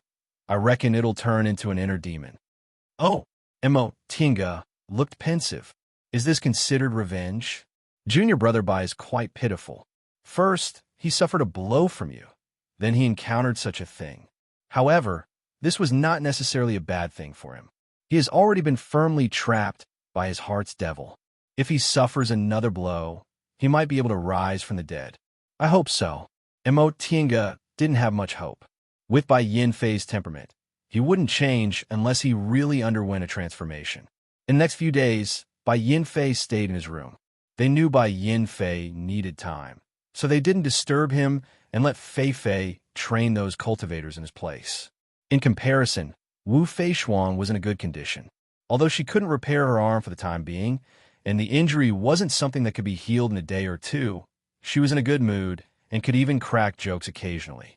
Mo Tinga thought in her heart, "This senior martial sister Wu, I'm afraid she's really here for revenge." However, her revenge is very direct. She clearly said she wanted Bai Yin Fei to never forget her. She didn't feel the slightest bit of sympathy for Bai Yin Fei. This child really deserved it. Who told him to not take care of her for more than 100 years? Even if he didn't love her, he still had to treat her well. But what about him? Because of him, Wu Fei Shuang, an elite among elites, was stuck at the foundation establishment stage, even though she was almost 200 years old. No wonder senior sister Meowie was so angry. However, this was also good. Previously, Bai Yinfei was already trapped by his inner demon, and now he was even more thoroughly trapped. Maybe he really could come around and add another nascent soul Lord Taoist to the sect. Even if he couldn't figure it out, Wu Feishuang would definitely be able to form her gold core after getting rid of this burden. With this thought in mind, Imo Tinga diligently went to see Wu Feishuang again. Martial Uncle Qingwei. Wu Feishuang was still lying on the bed. Her complexion wasn't as ugly as it was a few days ago. Imo Tinga nodded with a smile. How's the situation? Wu Feishuang replied. Senior brother Han Jian said that I don't need to fight anymore. I'll just lie here until we return to the sect. Imo Tinga nodded. You're seriously injured, so you naturally don't need to fight anymore. Yes, many thanks, Martial Uncle. The two of them didn't have much of a relationship, so they didn't say anything to each other. Imo Tinga thought for a moment, then asked straightforwardly, Martial Nephew Wu, aren't you afraid Martial Nephew Zhifei will fall into a demonic barrier by doing this? Hearing this, Wu Feishuang smiled bitterly and said, I purposely wanted him to have his heart demon. Upon seeing the astonishment on Imo Tinga's face, she said, My master is Lord Taoist Meowie. I'm not that easy to bully. Since he married me, he shouldn't treat me like this. My patience is limited. For the past few years, I've been thinking about how to leave him and teach him a lesson. Now, I've finally found the opportunity. A strange expression appeared on Imo Tinga's face. Martial Nephew Wu, if I didn't arrive in time that day, wouldn't you have lost your life? Don't tell me you're willing to bet your life for revenge? Wu Feishuang said faintly. I know Master entrusted me to the two martial uncles, so presumably they wouldn't let me die in an accident. Even if I really died, it wouldn't be a big deal. The path of cultivation is fraught with dangers. Since I've embarked on the path of immortality, I should be prepared to lose my life at any time. Imo Tinga was speechless for a long time before she sighed. You're really bold. She really underestimated this senior martial sister Wu before. No, it should be said that everyone underestimated her. Speaking of which, she was Lord Taoist Meowie's disciple, so this kind of character wasn't strange. Although Lord Taoist Meowie looked gentle and amiable, her heart was actually very sinister. She recalled what Luo Fengxue once told her about Lord Taoist Meowie's past. If we're talking about scheming among us seniors, there's no need to mention Martial Uncle Jinyang. He's a crafty old fox. The other one is Martial Uncle Meowie, Luo Fengxue said with fervor and assurance. Imo Tinga, who was only in the foundation-building realm, was surprised. Martial Uncle Meowie? No way, right? She's very amiable. That's just on the surface. Luo Fengxue stepped forward and said, I'll tell you something, but you have to keep your mouth shut. Imo Tinga nodded hurriedly. Luo Fengxue's gossip was usually about the sect secrets, so there was no one else she could listen to. Luo Fengxue asked, What do you think of Martial Uncle Meowie's appearance? What's her temperament like? Imo Tinga answered, Although Martial Uncle Meowie's appearance isn't devastatingly beautiful, it's picturesque, elegant, and refined. As for her temperament, I've only seen her a few times, but I already feel she's quite amiable.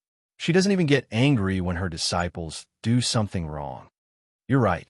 Martial Uncle Meowie is beautiful, has a good temperament, and is also a nascent soul cultivator. Think about it. How many female cultivators are there among nascent soul cultivators? Many male nascent soul cultivators have core formation cultivators as their dual cultivation companions. How many people would fight over a nascent soul female cultivator like Martial Uncle Meowie? Imo Tinga nodded and said thoughtfully, You're right, but Martial Uncle Meowie doesn't seem to have any peach blossoms. Of course, Martial Uncle Meowie killed all her peach blossoms. Imo Tinga asked curiously, What happened? I'll have to start from when Martial Uncle Meowie was still a core formation cultivator. Luo Fengxue talked nonstop. When Martial Uncle Meowie formed her gold core, she once discussed marriage with a male cultivator. That male cultivator was a core formation cultivator from Gujin's sect. Reportedly, his aptitude was excellent, so he advanced to the core formation realm in about 100 years. If there were no mishaps, he would definitely be able to form his nascent soul in 300 years. Martial Uncle Meowie was also known as a genius, and the two of them were about the same age, so they were a perfect match. In other words, the two of them were a perfect match. Exactly. Back then, other people were envious of them. What happened later? Mo Tienga became even more curious. Later on, did they become Dao companions? Almost, Luo Fengxue said. The two of them had known each other for 100 years and had deep feelings for each other, so they planned to become Dao companions before they formed their nascent souls. At that time, they could rely on the power of dual cultivation to advance to the nascent soul realm. Just as they were about to finish preparing for their dual cultivation ceremony, Martial Uncle Meowie suddenly came back and said she wanted to cancel the wedding. Luo Fengxue smiled. Do you know why? As it turns out, that male cultivator has an outstanding cultivation level, a handsome appearance, and a carefree and uninhibited temperament, so he attracted a lot of peach blossoms. Martial Uncle Meowie also knew about this, but she didn't know this male cultivator had an inseparable relationship with those peach blossoms and was secretly dating behind her back. Mo Tienga wrinkled her brows and said, that being the case, why did he still want to become Dao companions with Martial Uncle Meowie? Wouldn't it be more carefree to wander around by himself? That's true, but where could he find a Dao companion like Martial Uncle Meowie? She has outstanding aptitude, a beautiful appearance, a gentle temperament, and she also has Xianqing School as her backer. She has no shortcomings at all. Martial Uncle Meowie was kept in the dark? Luo Fengxue waved her hand. How could that be possible? Martial Uncle Meowie is very smart.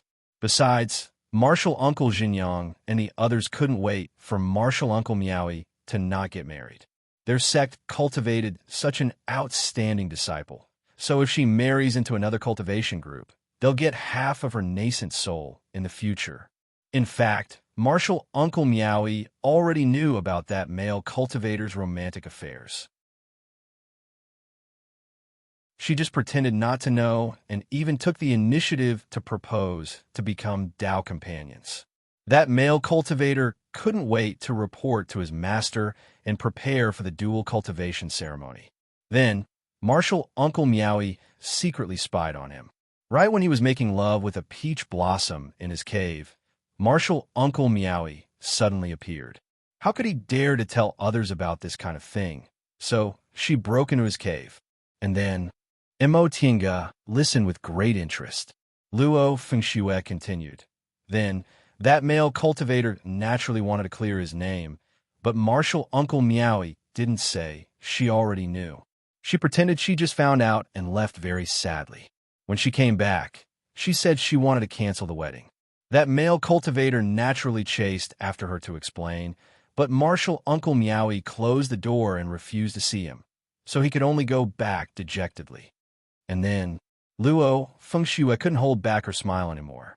Not long after that, Martial Uncle Xinjiang sent a message saying Martial Uncle Meowie almost committed suicide. And Mo Tienga asked, how did that person react? Naturally, it was too late for regrets. Martial Uncle Meowie also asked someone to tell him that she would cut all ties with him in the future and focus only on the Great Tao. In short, it made him feel that because of him, Martial Uncle Meowie lost interest in living and deeply hated men. Although that person was a romantic, he sincerely loved Martial Uncle Meowie, so he was filled with endless regret. Not long after that, Martial Uncle Meowie formed her nascent soul earlier than him and became famous, so the regret in his heart evolved into an inner demon. Luo Fengxue vented her anger.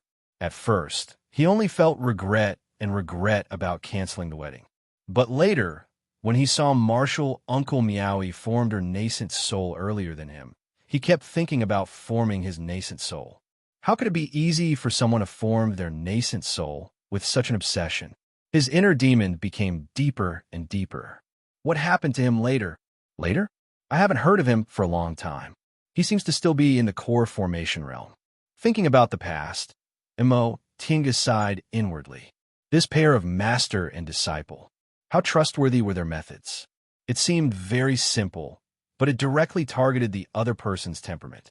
That male cultivator from Gujin's sect had the possibility of forming his nascent soul at such a young age, so he must have been very proud of himself. In the end, he lost to martial Uncle Meowie.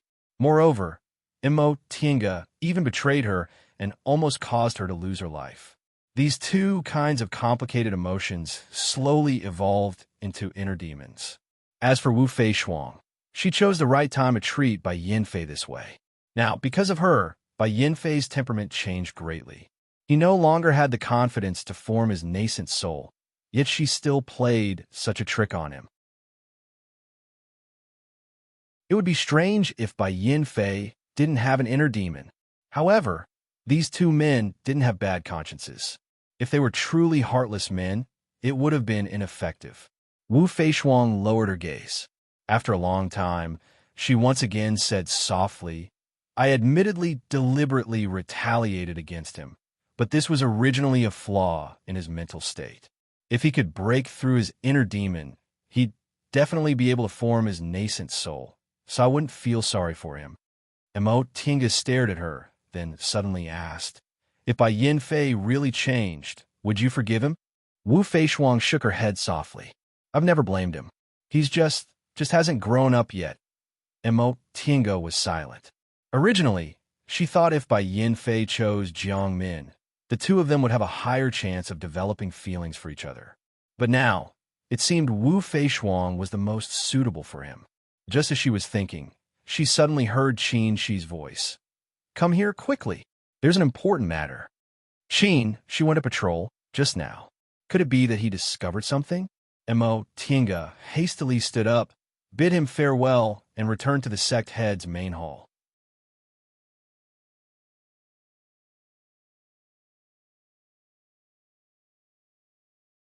Chapter 584.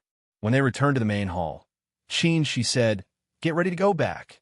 Tinga was stunned. What's wrong? Qin Shi said, I just patrolled and found that the beast cultivator's reinforcements have arrived. Tinga was surprised.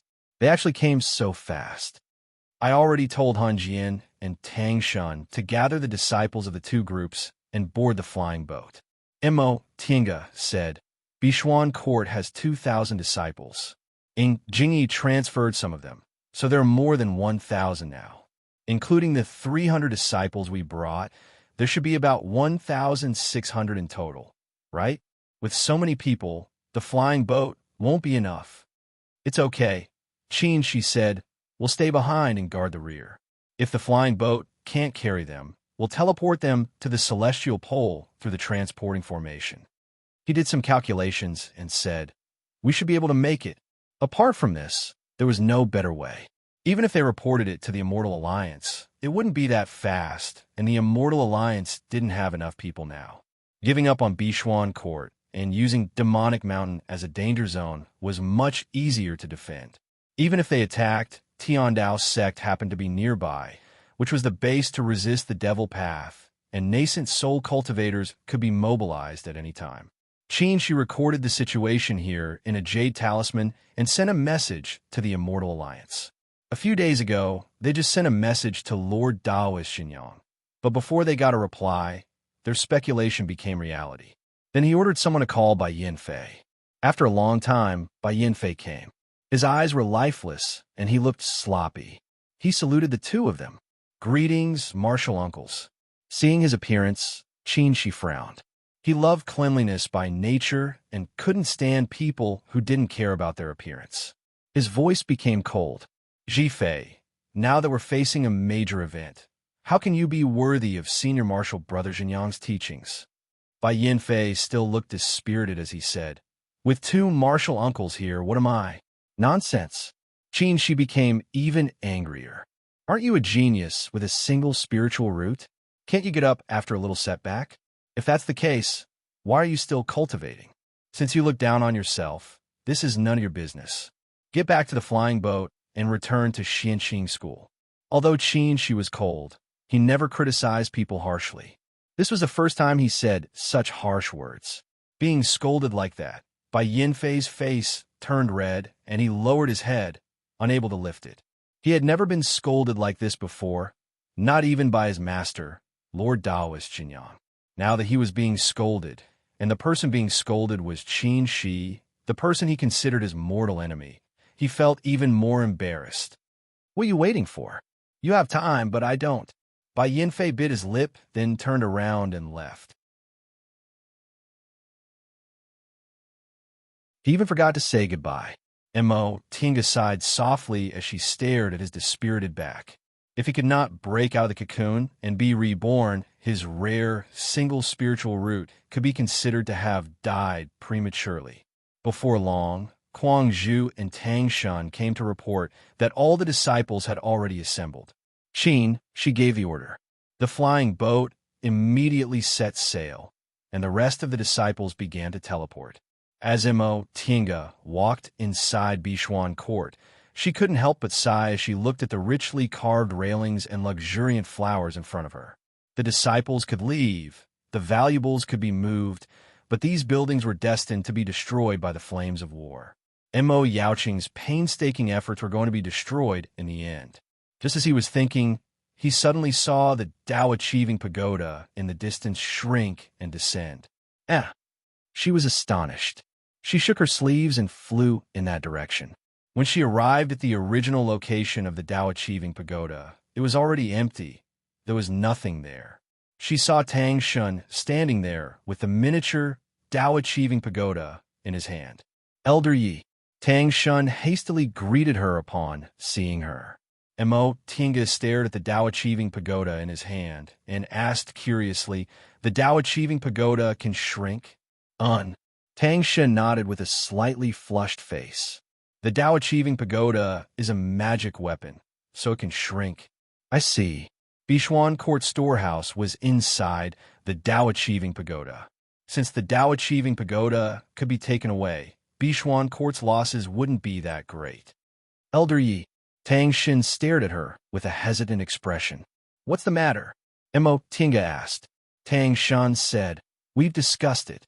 Since we can't protect Bishuan Court, we can only choose another sex encampment in Kunwu and rebuild Bishuan Court there. Tinga nodded and said, You're right. We're in troubled times now, so the Immortal Alliance can't send people to take back the Eastern Sea for you. Besides, even if they did, it wouldn't be safe. There are no mortals in Linhai now, so it'd be better to rebuild Bishuan Court in Kunwu. Yes, but Tang Shun glanced at her. We don't have any connections in Kunwu, so it'll be very difficult for us to find a place with abundant spiritual aura to rebuild the sect. Therefore, I hope Elder Yi can help us. This isn't difficult, Tinga said. That spiritual beast of mine is best at treasure hunting, so let it help you. If you choose a place with an owner, you can let it negotiate with you. Tang Shun hastily bowed. Thank you, Elder Yi. It's nothing. No need to thank me. In the afternoon, they discovered that the number of 8th and 9th ranked beast cultivators in Demon City had reached double digits, and among them, there were even 2 10th ranked beast cultivators. With these beast cultivators gathered, they already had the ability to challenge Bishuan Court's great mountain protecting formation. Tang Shun and Tinga's hearts were heavy, but Tang Shun sent them another message.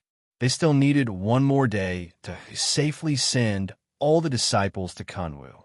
Maybe they'll attack us in a few days, she said. I hope so. Tinga was very worried. However, it seemed God didn't hear their prayers. 2 hours later, all the demonic beasts in Demon City came out of their nests. Tinga and she hastily retreated. With the great mountain protecting formation, they could still fight against dozens of beast cultivators. If they were surrounded like this, they'd be courting death. There were 10th rank beast cultivators inside. Their flight light streaked across the sky and flew into Bishuan Court. Tinga waved the identity tablet in her hand. With a buzz, Bishuan Court's great mountain protecting formation was fully activated. A summoning talisman flew over. Qin took it and said, Tang Shun said we have to hold on for at least half a day before we can send everyone away. Tinga nodded. When all the disciples were teleported, they destroy the transporting formation and escape by themselves. Without burdens, it would be very easy for nascent soul cultivators to escape. As they spoke, countless densely packed black spots appeared on the horizon, heading towards them. The black spots were getting closer and closer. They were actually demonic beasts. Tinga's expression was solemn. For her, this was a test of the formation. The demonic beasts arrived in a few breaths' time. The ones in the lead were second to fourth rank demonic beasts. With a buzz, these demonic beasts touched the edge of the great mountain-protecting formation and were immediately swallowed by the emerging fog. Not even their bones were spat out. Then came the fifth to seventh rank demonic beasts. Their attacks finally reached the formation, but under their attacks, the great formation didn't budge in the slightest. Finally, the 8th rank and above beast cultivators arrived. Most of them showed their true forms and flew towards Bishuan Court while surrounding 2 men and 1 woman. When Tinga saw the beast cultivator in the center, she was stunned and astonished. Senior Marshal Brother, after a long time, she finally found her voice. I've seen a person who looks exactly like that beast cultivator. She followed the direction of her finger. It was a young man in his early 20s. His cultivation level was in the 8th rank, and he was dressed in black. His face was like the autumn moon, and his whole body emitted a strange demonic aura. He looked dangerous and handsome. He was surrounded by 2 10th rank beast cultivators standing on his left and right respectfully. Tinga looked very shocked. Obviously, she didn't know this person's identity. She asked, "Where did you see him?" Tinga calmed down and said, "In Yunzhong." "Yunzhong?" "Yes. When I saw him, I thought he was a devil cultivator." The young man's gaze fell on her like lightning. He suddenly laughed and said, "Miss Qin, I didn't expect to meet you again in this kind of situation. It turns out you're a cultivator from the celestial pole." Tinga said faintly, "I also didn't expect you to be a beast cultivator." The young man raised his hand and bowed politely. "I had no choice back then. I hope Miss Qin can forgive me." Tinga took a deep breath and said, "Fellow Taoist Xianyue, you're too polite." This young man was Devil Monarch Xianyue, who she met in Yunzhong's Heavenly Snow City. Since he was a beast cultivator, he should be called Devil Monarch Xianyue. Devil Monarch Xuanyue's gaze fell on Qin Shi, and he asked with a smile, "Fellow Taoist, you are..." Tinga said, "This is my husband, Qin Shoujing." Devil Monarch Xianyue was surprised. He looked Qin Shi up and down and said, "So you're not Miss Qin. You should be Madam Qin." As soon as he heard Qin Shi's surname, he knew Qin Wei was a pseudonym. Tinga smiled faintly and said, "It doesn't matter whether I'm Miss Qin or Madam Qin. I didn't expect to meet you again with a sword and a knife." Devil Monarch Xianyue was still smiling and said, "I also think it's unbelievable. It's really a pity." But there was no pity on his face. This Devil Monarch Xianyue was a bit like Jing Xingji. Peach blossoms when there was nothing to do, but a smiling tiger when there was something to do. Tinga raised the corner of her mouth and asked, "Fellow Taoist Xianyue, how should I address you? What's your identity?" Devil Monarch Xianyue said, "No one knows my name. Miss Qin, you can still call me Xianyue. I'm from the Qilin clan. I'm ranked 2nd in my family. My father is the South Sea Sovereign." South Sea Sovereign, it sounded like the king of beast cultivators in the South Sea. So this Devil Monarch Xianyue was the 2nd prince of the South Sea? She really didn't know what he did in Yunzhong when he pretended to be a devil cultivator. "So you're Prince Xianyue." Tinga glanced at the beast cultivators and suddenly smiled. "Prince Xianyue, are you planning to exchange the lives of these beast cultivators for Bishuan Court?" Devil Monarch Xianyue didn't answer. He just smiled and said, "Miss Qin, although your great formation is mysterious, it can't stop us. We only want the Eastern Sea. Why don't you just give it to us?" Tinga shook her head. "Prince, are you sure you only want the Eastern Sea? She looked at Devil Monarch Xianyue and smiled. I'm afraid you still want Kunwu after you have the Eastern Sea, right? Devil Monarch Xianyue paused for a moment and smiled. It seems we're destined to fight this battle. Imo Tinga didn't bother to talk nonsense and only said one word. Please. Devil Monarch Xianyue stopped smiling and ordered faintly, Go. Yes, Second Prince. The beast cultivators answered. Except for the two 10th rank beast cultivators, all of them rushed towards the great mountain-protecting formation.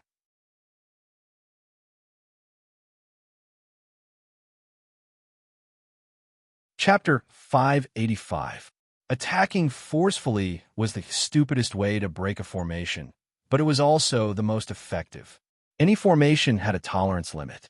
When the power of the attack exceeded its tolerance limit, it would collapse and cease to exist. Therefore, formations were also affected by realms. An aura-refining formation couldn't kill a foundation-building cultivator, and a core formation couldn't do anything to a nascent soul cultivator. Generally speaking, each cultivation group's great mountain-protecting formations were formations above the nascent soul realm, but they couldn't compare to deification cultivators.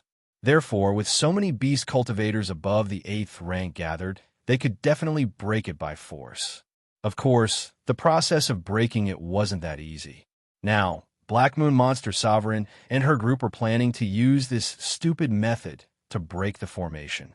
For beast cultivators, even if they were in the 8th rank and their spiritual intelligence wasn't inferior to that of humans, their talent in miscellaneous studies was still inferior to humans. Using skills to break a formation wasn't as straightforward as using force. 10 8th rank beast cultivators formed a simple formation and each took out a magic weapon refined from their body. Spiritual aura burst out and turned into a multicolored flying sword which pierced towards the heaven and earth inverted formation. The tip of the sword, which carried a threatening, killing intent, heavily hit the heaven and earth inverted formation with a sharp whistling sound, causing the whole Bishuan court to shake. At the transporting formation, Tang Shun's expression became even more solemn. He shoved the Tao-achieving pagoda into Ingeni's hand and said, You go first. Ingeni refused in a panic. Disciple doesn't dare. Only the head elder is qualified to hold the Tao-achieving pagoda. Tang Shun said solemnly, We're in a critical period. For the sake of the sex continuity, I'm giving the Tao-achieving pagoda to you. You don't need to refuse. Ingeni still shook her head. It's the same if Elder Tang takes the Tao-achieving pagoda and leaves first. Besides, Elder Tang is more suitable than me to restore the sex orthodoxy. Tang Shun said, The head elder has the responsibility to protect the disciples, so I must stay here. I'm telling you to go, so go. He then pushed the Tao-achieving pagoda into her hand. Right after the 3 disciples left, Ingeni stood on the transporting formation with tears in her eyes. Elder Tang. Tang Shun ignored her and bowed towards Fei Fei, who was leaning lazily against the wall. Senior Marshal Brother, after we arrive in Kunwu, please take care of me. Fei Fei blinked and nodded. Seeing the teleportation array light up and Ingeni vanish, Tang Shun turned around and looked in the direction of the mountain gate in silence. There were 2 teams of 10 8th Order Demon Cultivators and 1 team of 6 9th Order Demon Cultivators. The 3 teams of Demon Cultivators took turns to attack the Heaven and Earth Inversion Formation and finally made a hole in the defensive barrier. Upon seeing this, Black Moon Demon Sovereign's face lit up. He cast a glance at the expressionless Imo, Tinga, and Qin. She then waved his hand. Enter the formation. A sneer appeared on Imo Tinga's face when she saw more than 20 beast cultivators entering the Heaven and Earth inverted formation. A small flag appeared in her hand out of thin air, and she waved it lightly. Rumbling sounds could be heard from within the formation, as if the sky was collapsing. Black Moon Demon Lord's expression changed slightly. He turned to the 2 level 10 demon cultivators beside him and said, Elders, this, of the 2 10th ranked demon cultivators, The one with a pale face and no beard waved his hand and said, "Don't worry, second prince. We won't be completely annihilated." Qinshi glanced at him with the 3 yang real fire in his hand and said in a low voice, "Let me enter the formation and kill them." Emo Tinga pondered for a while, then took out a jade talisman and gave it to him. "With this talisman, the formation won't attack you.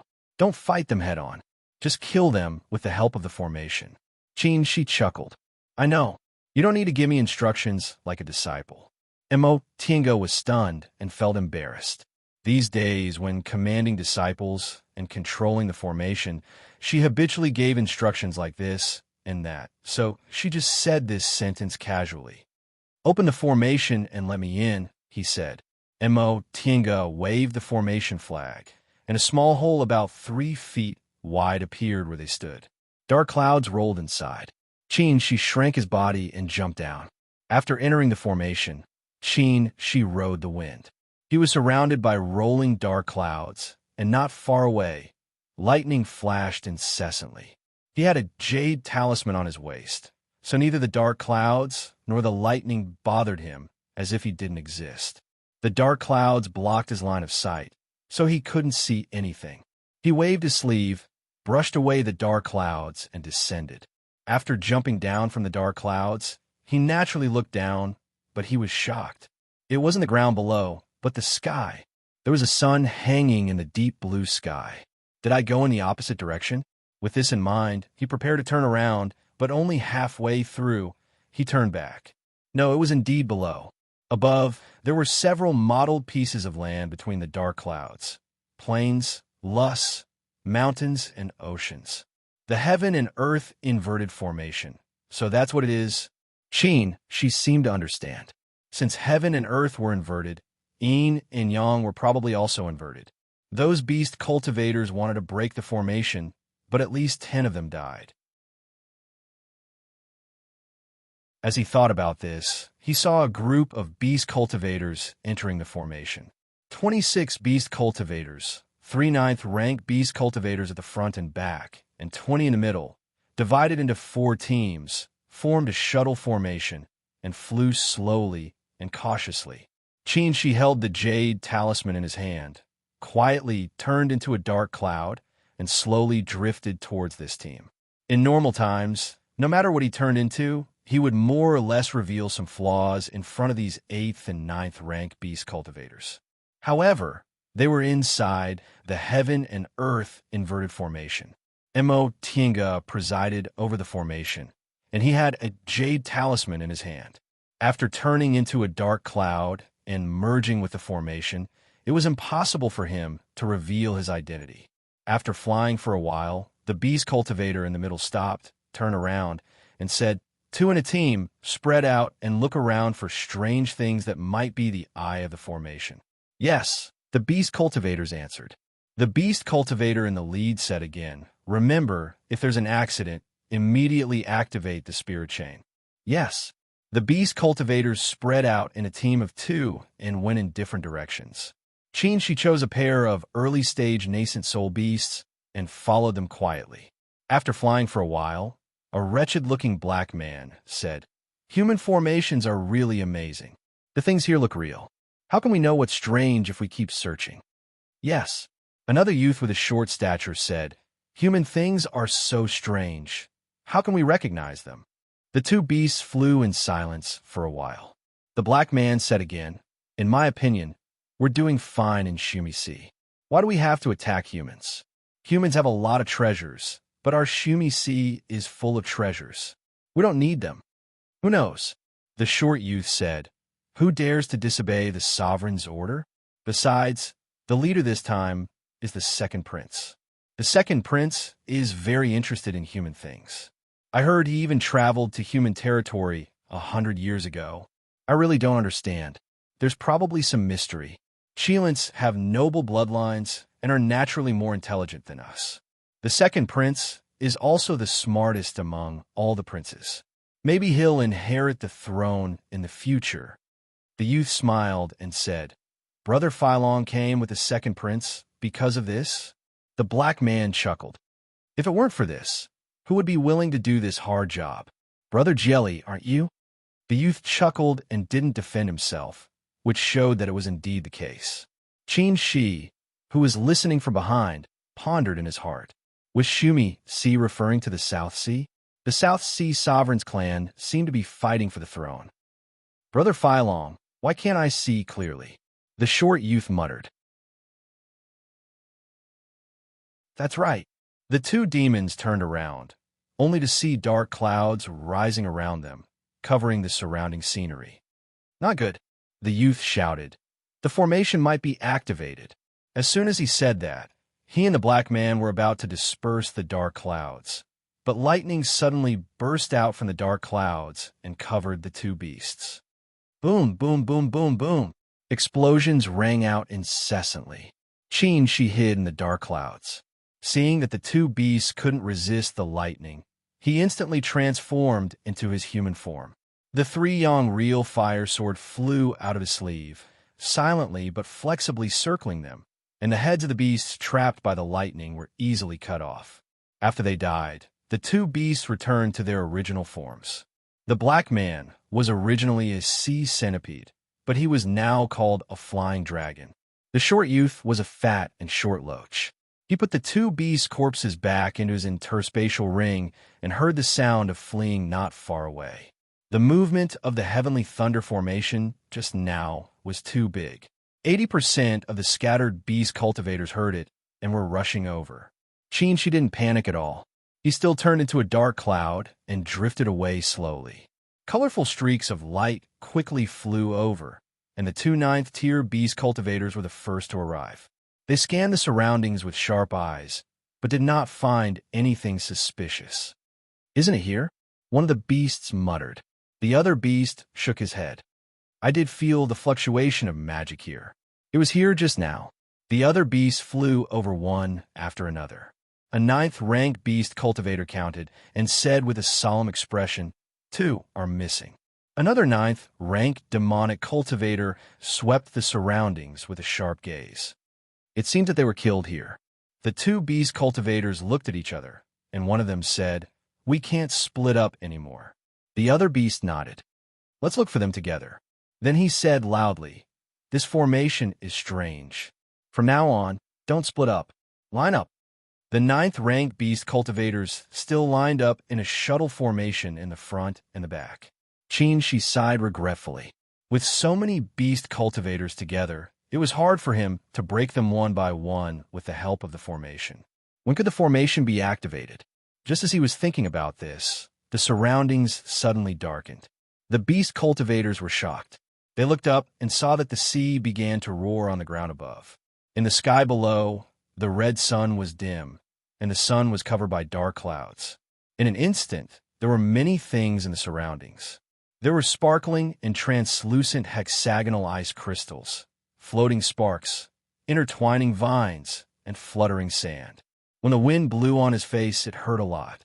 As soon as these beast cultivators put on a defensive posture, these things smashed down on them. The ice crystals turned into knives, the sparks turned into lotuses, the wooden vines turned into thorns, and the sand fell like rain. The sea above their heads dropped huge waves and surged over aggressively. The sky under their feet was filled with lightning, turning into a world full of killing intent. In addition to external troubles, there were also internal troubles. The beast cultivators were about to cast spells, but they found that the spiritual aura rules here had been changed. Yin and Yang were reversed, and the 5 elements were disordered. The power of their spells was greatly reduced when they were cast forcibly. In the chaos, Qin Shi quietly hid in the cloud and floated toward these beast cultivators. Inside the cloud, a trace of imperceptible sword light appeared.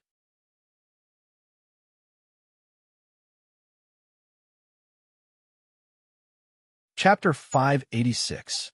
Black Moon Monster Master stared at Mo Tienga. Every time she waved the formation flag, a loud noise came from the formation. This made him extremely nervous. He had traveled among cultivators, so he knew how skilled humans were at formations. If the people he brought with him wanted to break through this formation, they would have to pay a heavy price. However, he didn't know how heavy the price would be. Suddenly, the yellow-robed, 10th-rank beast cultivator frowned and whispered, "Not good." "Elder Dai," Black Moon Monster Master asked. "What's the problem?" The yellow-robed girl didn't answer. Instead, she looked at the other 10th-rank beast cultivator. This middle-aged beast cultivator had a pale face and no beard, looking very elegant. He said with a solemn expression, "The situation isn't good. We have to go in and help." The yellow-robed girl nodded and said to Black Moon Monster Master, "Second Prince, stay here and help. We'll go in and break the formation." "Elders," Black Moon Monster Master said nervously, "isn't it too risky for you to go in?" Some of the beast cultivators he brought were his followers, and some were prepared to be cannon fodder because they were dissatisfied with him. It wouldn't be a pity even if all of them died. There were many 8th-rank beast cultivators in Shumisi. However, the two elders beside him were his biggest helpers. If they died here, he wouldn't be able to become the monarch. The yellow-robed girl stared at him and said coldly, "Second Prince, if you're so timid, how can you rule Shumisi? Since you want to make a great contribution, you have to take risks. We're all willing to risk our lives. What are you afraid of?" Black Moon Monster Master listened obediently and lowered his head. "Then I'll have to trouble you, elders." The yellow-robed girl didn't say anything else. She swung her sleeve and turned into a giant yellow butterfly, flying into the formation. The other middle-aged beast cultivator smiled at him and said, "That's Dai's nature. Second Prince, don't mind her." Black Moon Monster Master said solemnly, "Elder Dai's words are reasonable. I should listen." The middle-aged beast cultivator nodded slowly, satisfied with his teaching. "Second Prince, you must be careful here. If we're in trouble, run away." Black Moon Monster Master shook his head. "I brought you here, so I'll go back with you. If you die here, I'll definitely accompany you." "Second Prince, you can't say that," the middle-aged beast cultivator said. "As a monarch, you must have the spirit of a monarch. No matter how high our cultivation levels are, we're still subordinates. A monarch can die for his country or his position, but not a demon. No matter how important a demon is, it's not as important as the entire Shumisi." Black Moon Demon Lord bowed respectfully. "Thank you for your guidance, Elder Jing. I will keep it in mind." The middle-aged beast cultivator nodded with a smile. Black Moon Cultivator said, "I'll go." The middle-aged demonic cultivator's body shook, and he transformed into a gigantic killer whale, passed through the hole, and entered the formation. Black Moon Demon Lord frowned and stared at the entrance of the cave. The Monster Master blackened. "Shan Si Demon," said. Demon Monster Cultivators said. Was Si Monster was T. Although the Shumisi was large, there weren't many rank 10 Yao cultivators. Besides the secluded ones, only a few Yao cultivators had a clear stance. As the second prince, Black Moon Monster Master wasn't the heir to the throne. He was talented, smart, and quick-witted, so the elders supported him. Die and Jing, who were 10th rank elders and were very important to the monarch. If they died here, not only would his power be greatly reduced, but the monarch would also blame him. What was worse was that he and the first prince were enemies. If he lost the protection of the two elders, he would be eliminated by his eldest brother. He looked up at Imo Tienga, who was presiding over the formation. When he met Imo Tienga, he thought she had some secrets and had a suspicious background. He didn't expect to see her like this. At that time, she was in the middle stage of the core formation realm, and he was already in the 7th rank. In more than 100 years, he advanced from the 7th rank to the 8th rank, but she advanced from the middle stage of the core formation realm to the early stage of the nascent soul realm. Although it was more difficult for demonic beasts to advance, he was a descendant of a Qilin and had a noble bloodline. He could transform soon after he was born, so he was different from ordinary beast cultivators. After a while, he shook his head and threw these thoughts to the back of his mind. His subordinates were fighting to the death for him. How could he boost others' morale and diminish his own prestige? She was just a human female cultivator, while he was a descendant of a Qilin and the second prince of the Shumisi. This was only a hurdle for him to ascend to the throne. What was there to worry about? The two elders were right. As a monarch, he must have the spirit of a monarch. If he was so timid, how could he achieve great things? His gaze gradually became firm. He looked at Imo Tienga and said with a smile, Miss Chin, as far as I know, your immortal alliance probably can't spare people to support you. How can you resist the army of the South Sea with just the two of you? Why don't you surrender now? Since we're acquaintances, I'll let you go. Before Imo Tienga could say anything, a voice came from behind her. Who said it's just the two of them? Black Moon Monster Master was stunned and looked behind Imo Tienga. Feng Ning, dressed in white, fluttered over like a lotus. She raised her voice and said, You don't have to sow discord. We're cultivators of the celestial pole. So how can you sow discord with just a few words? Black Moon Monster Master's eyes lit up as he stared at her. This young lady, he loved beauty by nature. As long as it was beautiful, he loved it. Compared to Imo Tienga, Feng Ning was more elegant and beautiful.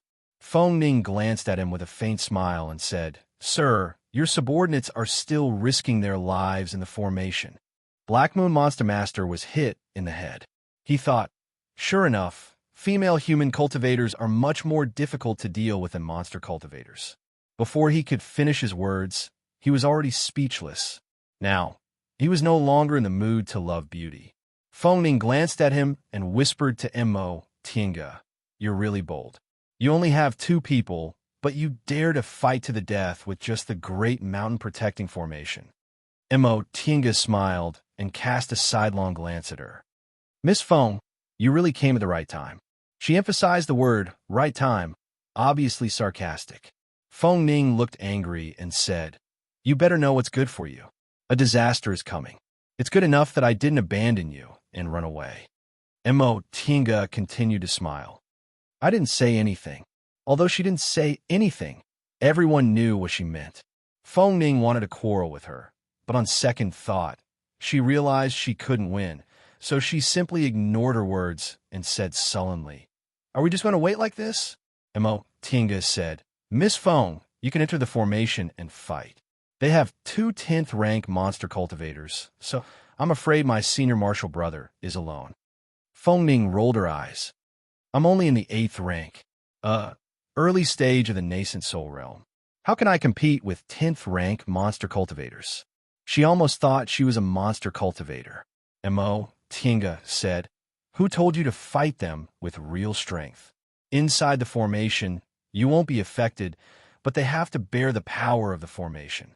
As long as you're not stupid enough to show your true form and start a massacre, it'll be hard for you to die before the formation breaks. Feng Ning looked at her suspiciously. Really? Why would I lie to you? My senior martial brother is still inside.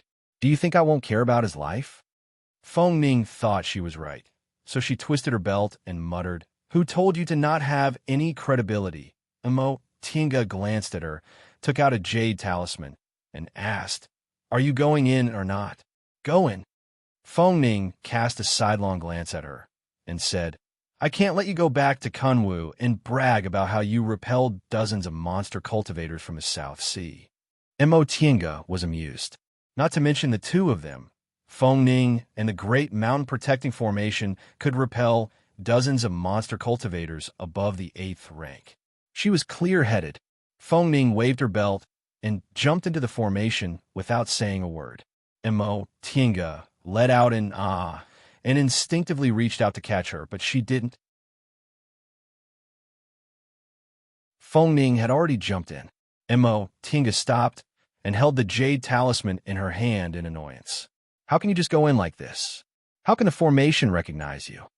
Feng Ning, who was inside the formation, couldn't hear what she said. At that moment, she pushed away the dark clouds and looked at the world where heaven and earth were overturned and the 5 elements were murderous. She was very excited. This Imo Qingwei is quite capable after all. She muttered. It wasn't good to preside over such a large formation without knowing anything about it. The chaos of the 5 elements, the exchange of yin and yang, and the overturning of heaven and earth already involve the rules of spiritual aura of heaven and earth. Not only must she have considerable attainments in formations, but she must also have a good cultivation level.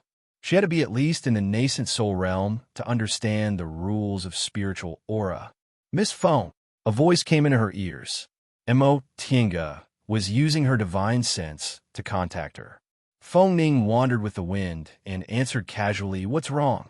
Why are you running so fast? What's the difference between you and those monster cultivators if you go in like this?" Feng Ning was stunned. "What do you mean?" Mo Tiange used her divine sense to transmit her voice into the formation. "The formation won't regard you as an enemy because you have a token. Don't blame me if you get destroyed like this without anything." Feng Ning understood and was very anxious. "Don't blame me? You let me in. Just because you said so, I'll go in. I just took out my token to give you." "Then why didn't you give it to me earlier? You didn't wait for me either." The two of them were angry. They both thought it was the other's fault and were so angry that they didn't speak. Suddenly, there was an explosion of thunder in the distance. Feng Ning looked in that direction and saw icicles and sparks flying in the air. Lightning and sand danced wildly, sweeping towards her. "Mo Qingwei!" She couldn't help but shout. Mo Tiange had already discovered it. She hurriedly waved the formation flag, and a dark cloud turned into a giant hand, blocking it. When the surroundings calmed down, she said, "I'll let the formation avoid you, but you have to be careful. Just kill the lone ones. Don't get close to them." "Got it," Feng Ning replied snappily after falling into such a sorry state. Right after she said that, an 8th-rank monster cultivator in front of her was swept over by the sandstorm. Feng Ning's eyes lit up, and she went to meet it. Asterisk, asterisk, asterisk, Qin, she showed himself. The red sword light in front of him was vast and mighty, spreading into a red ocean and sweeping towards the beast cultivators in the gale. When the sword light touched the monster cultivator, a yellow figure suddenly appeared on the opposite side.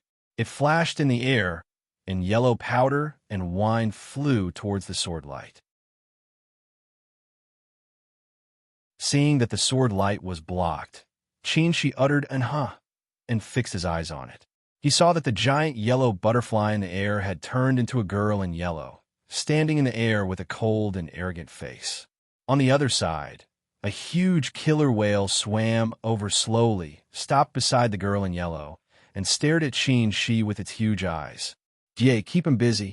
The girl in yellow nodded, waved her belt, and turned back into her original form, flying towards Qin. You're tuning into the Romance Rendezvous YouTube channel. We're so grateful for your support, and don't forget to subscribe to join us on this incredible journey through captivating stories.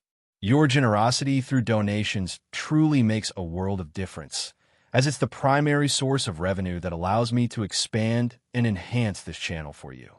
Thank you from the bottom of my heart for being a part of this adventure.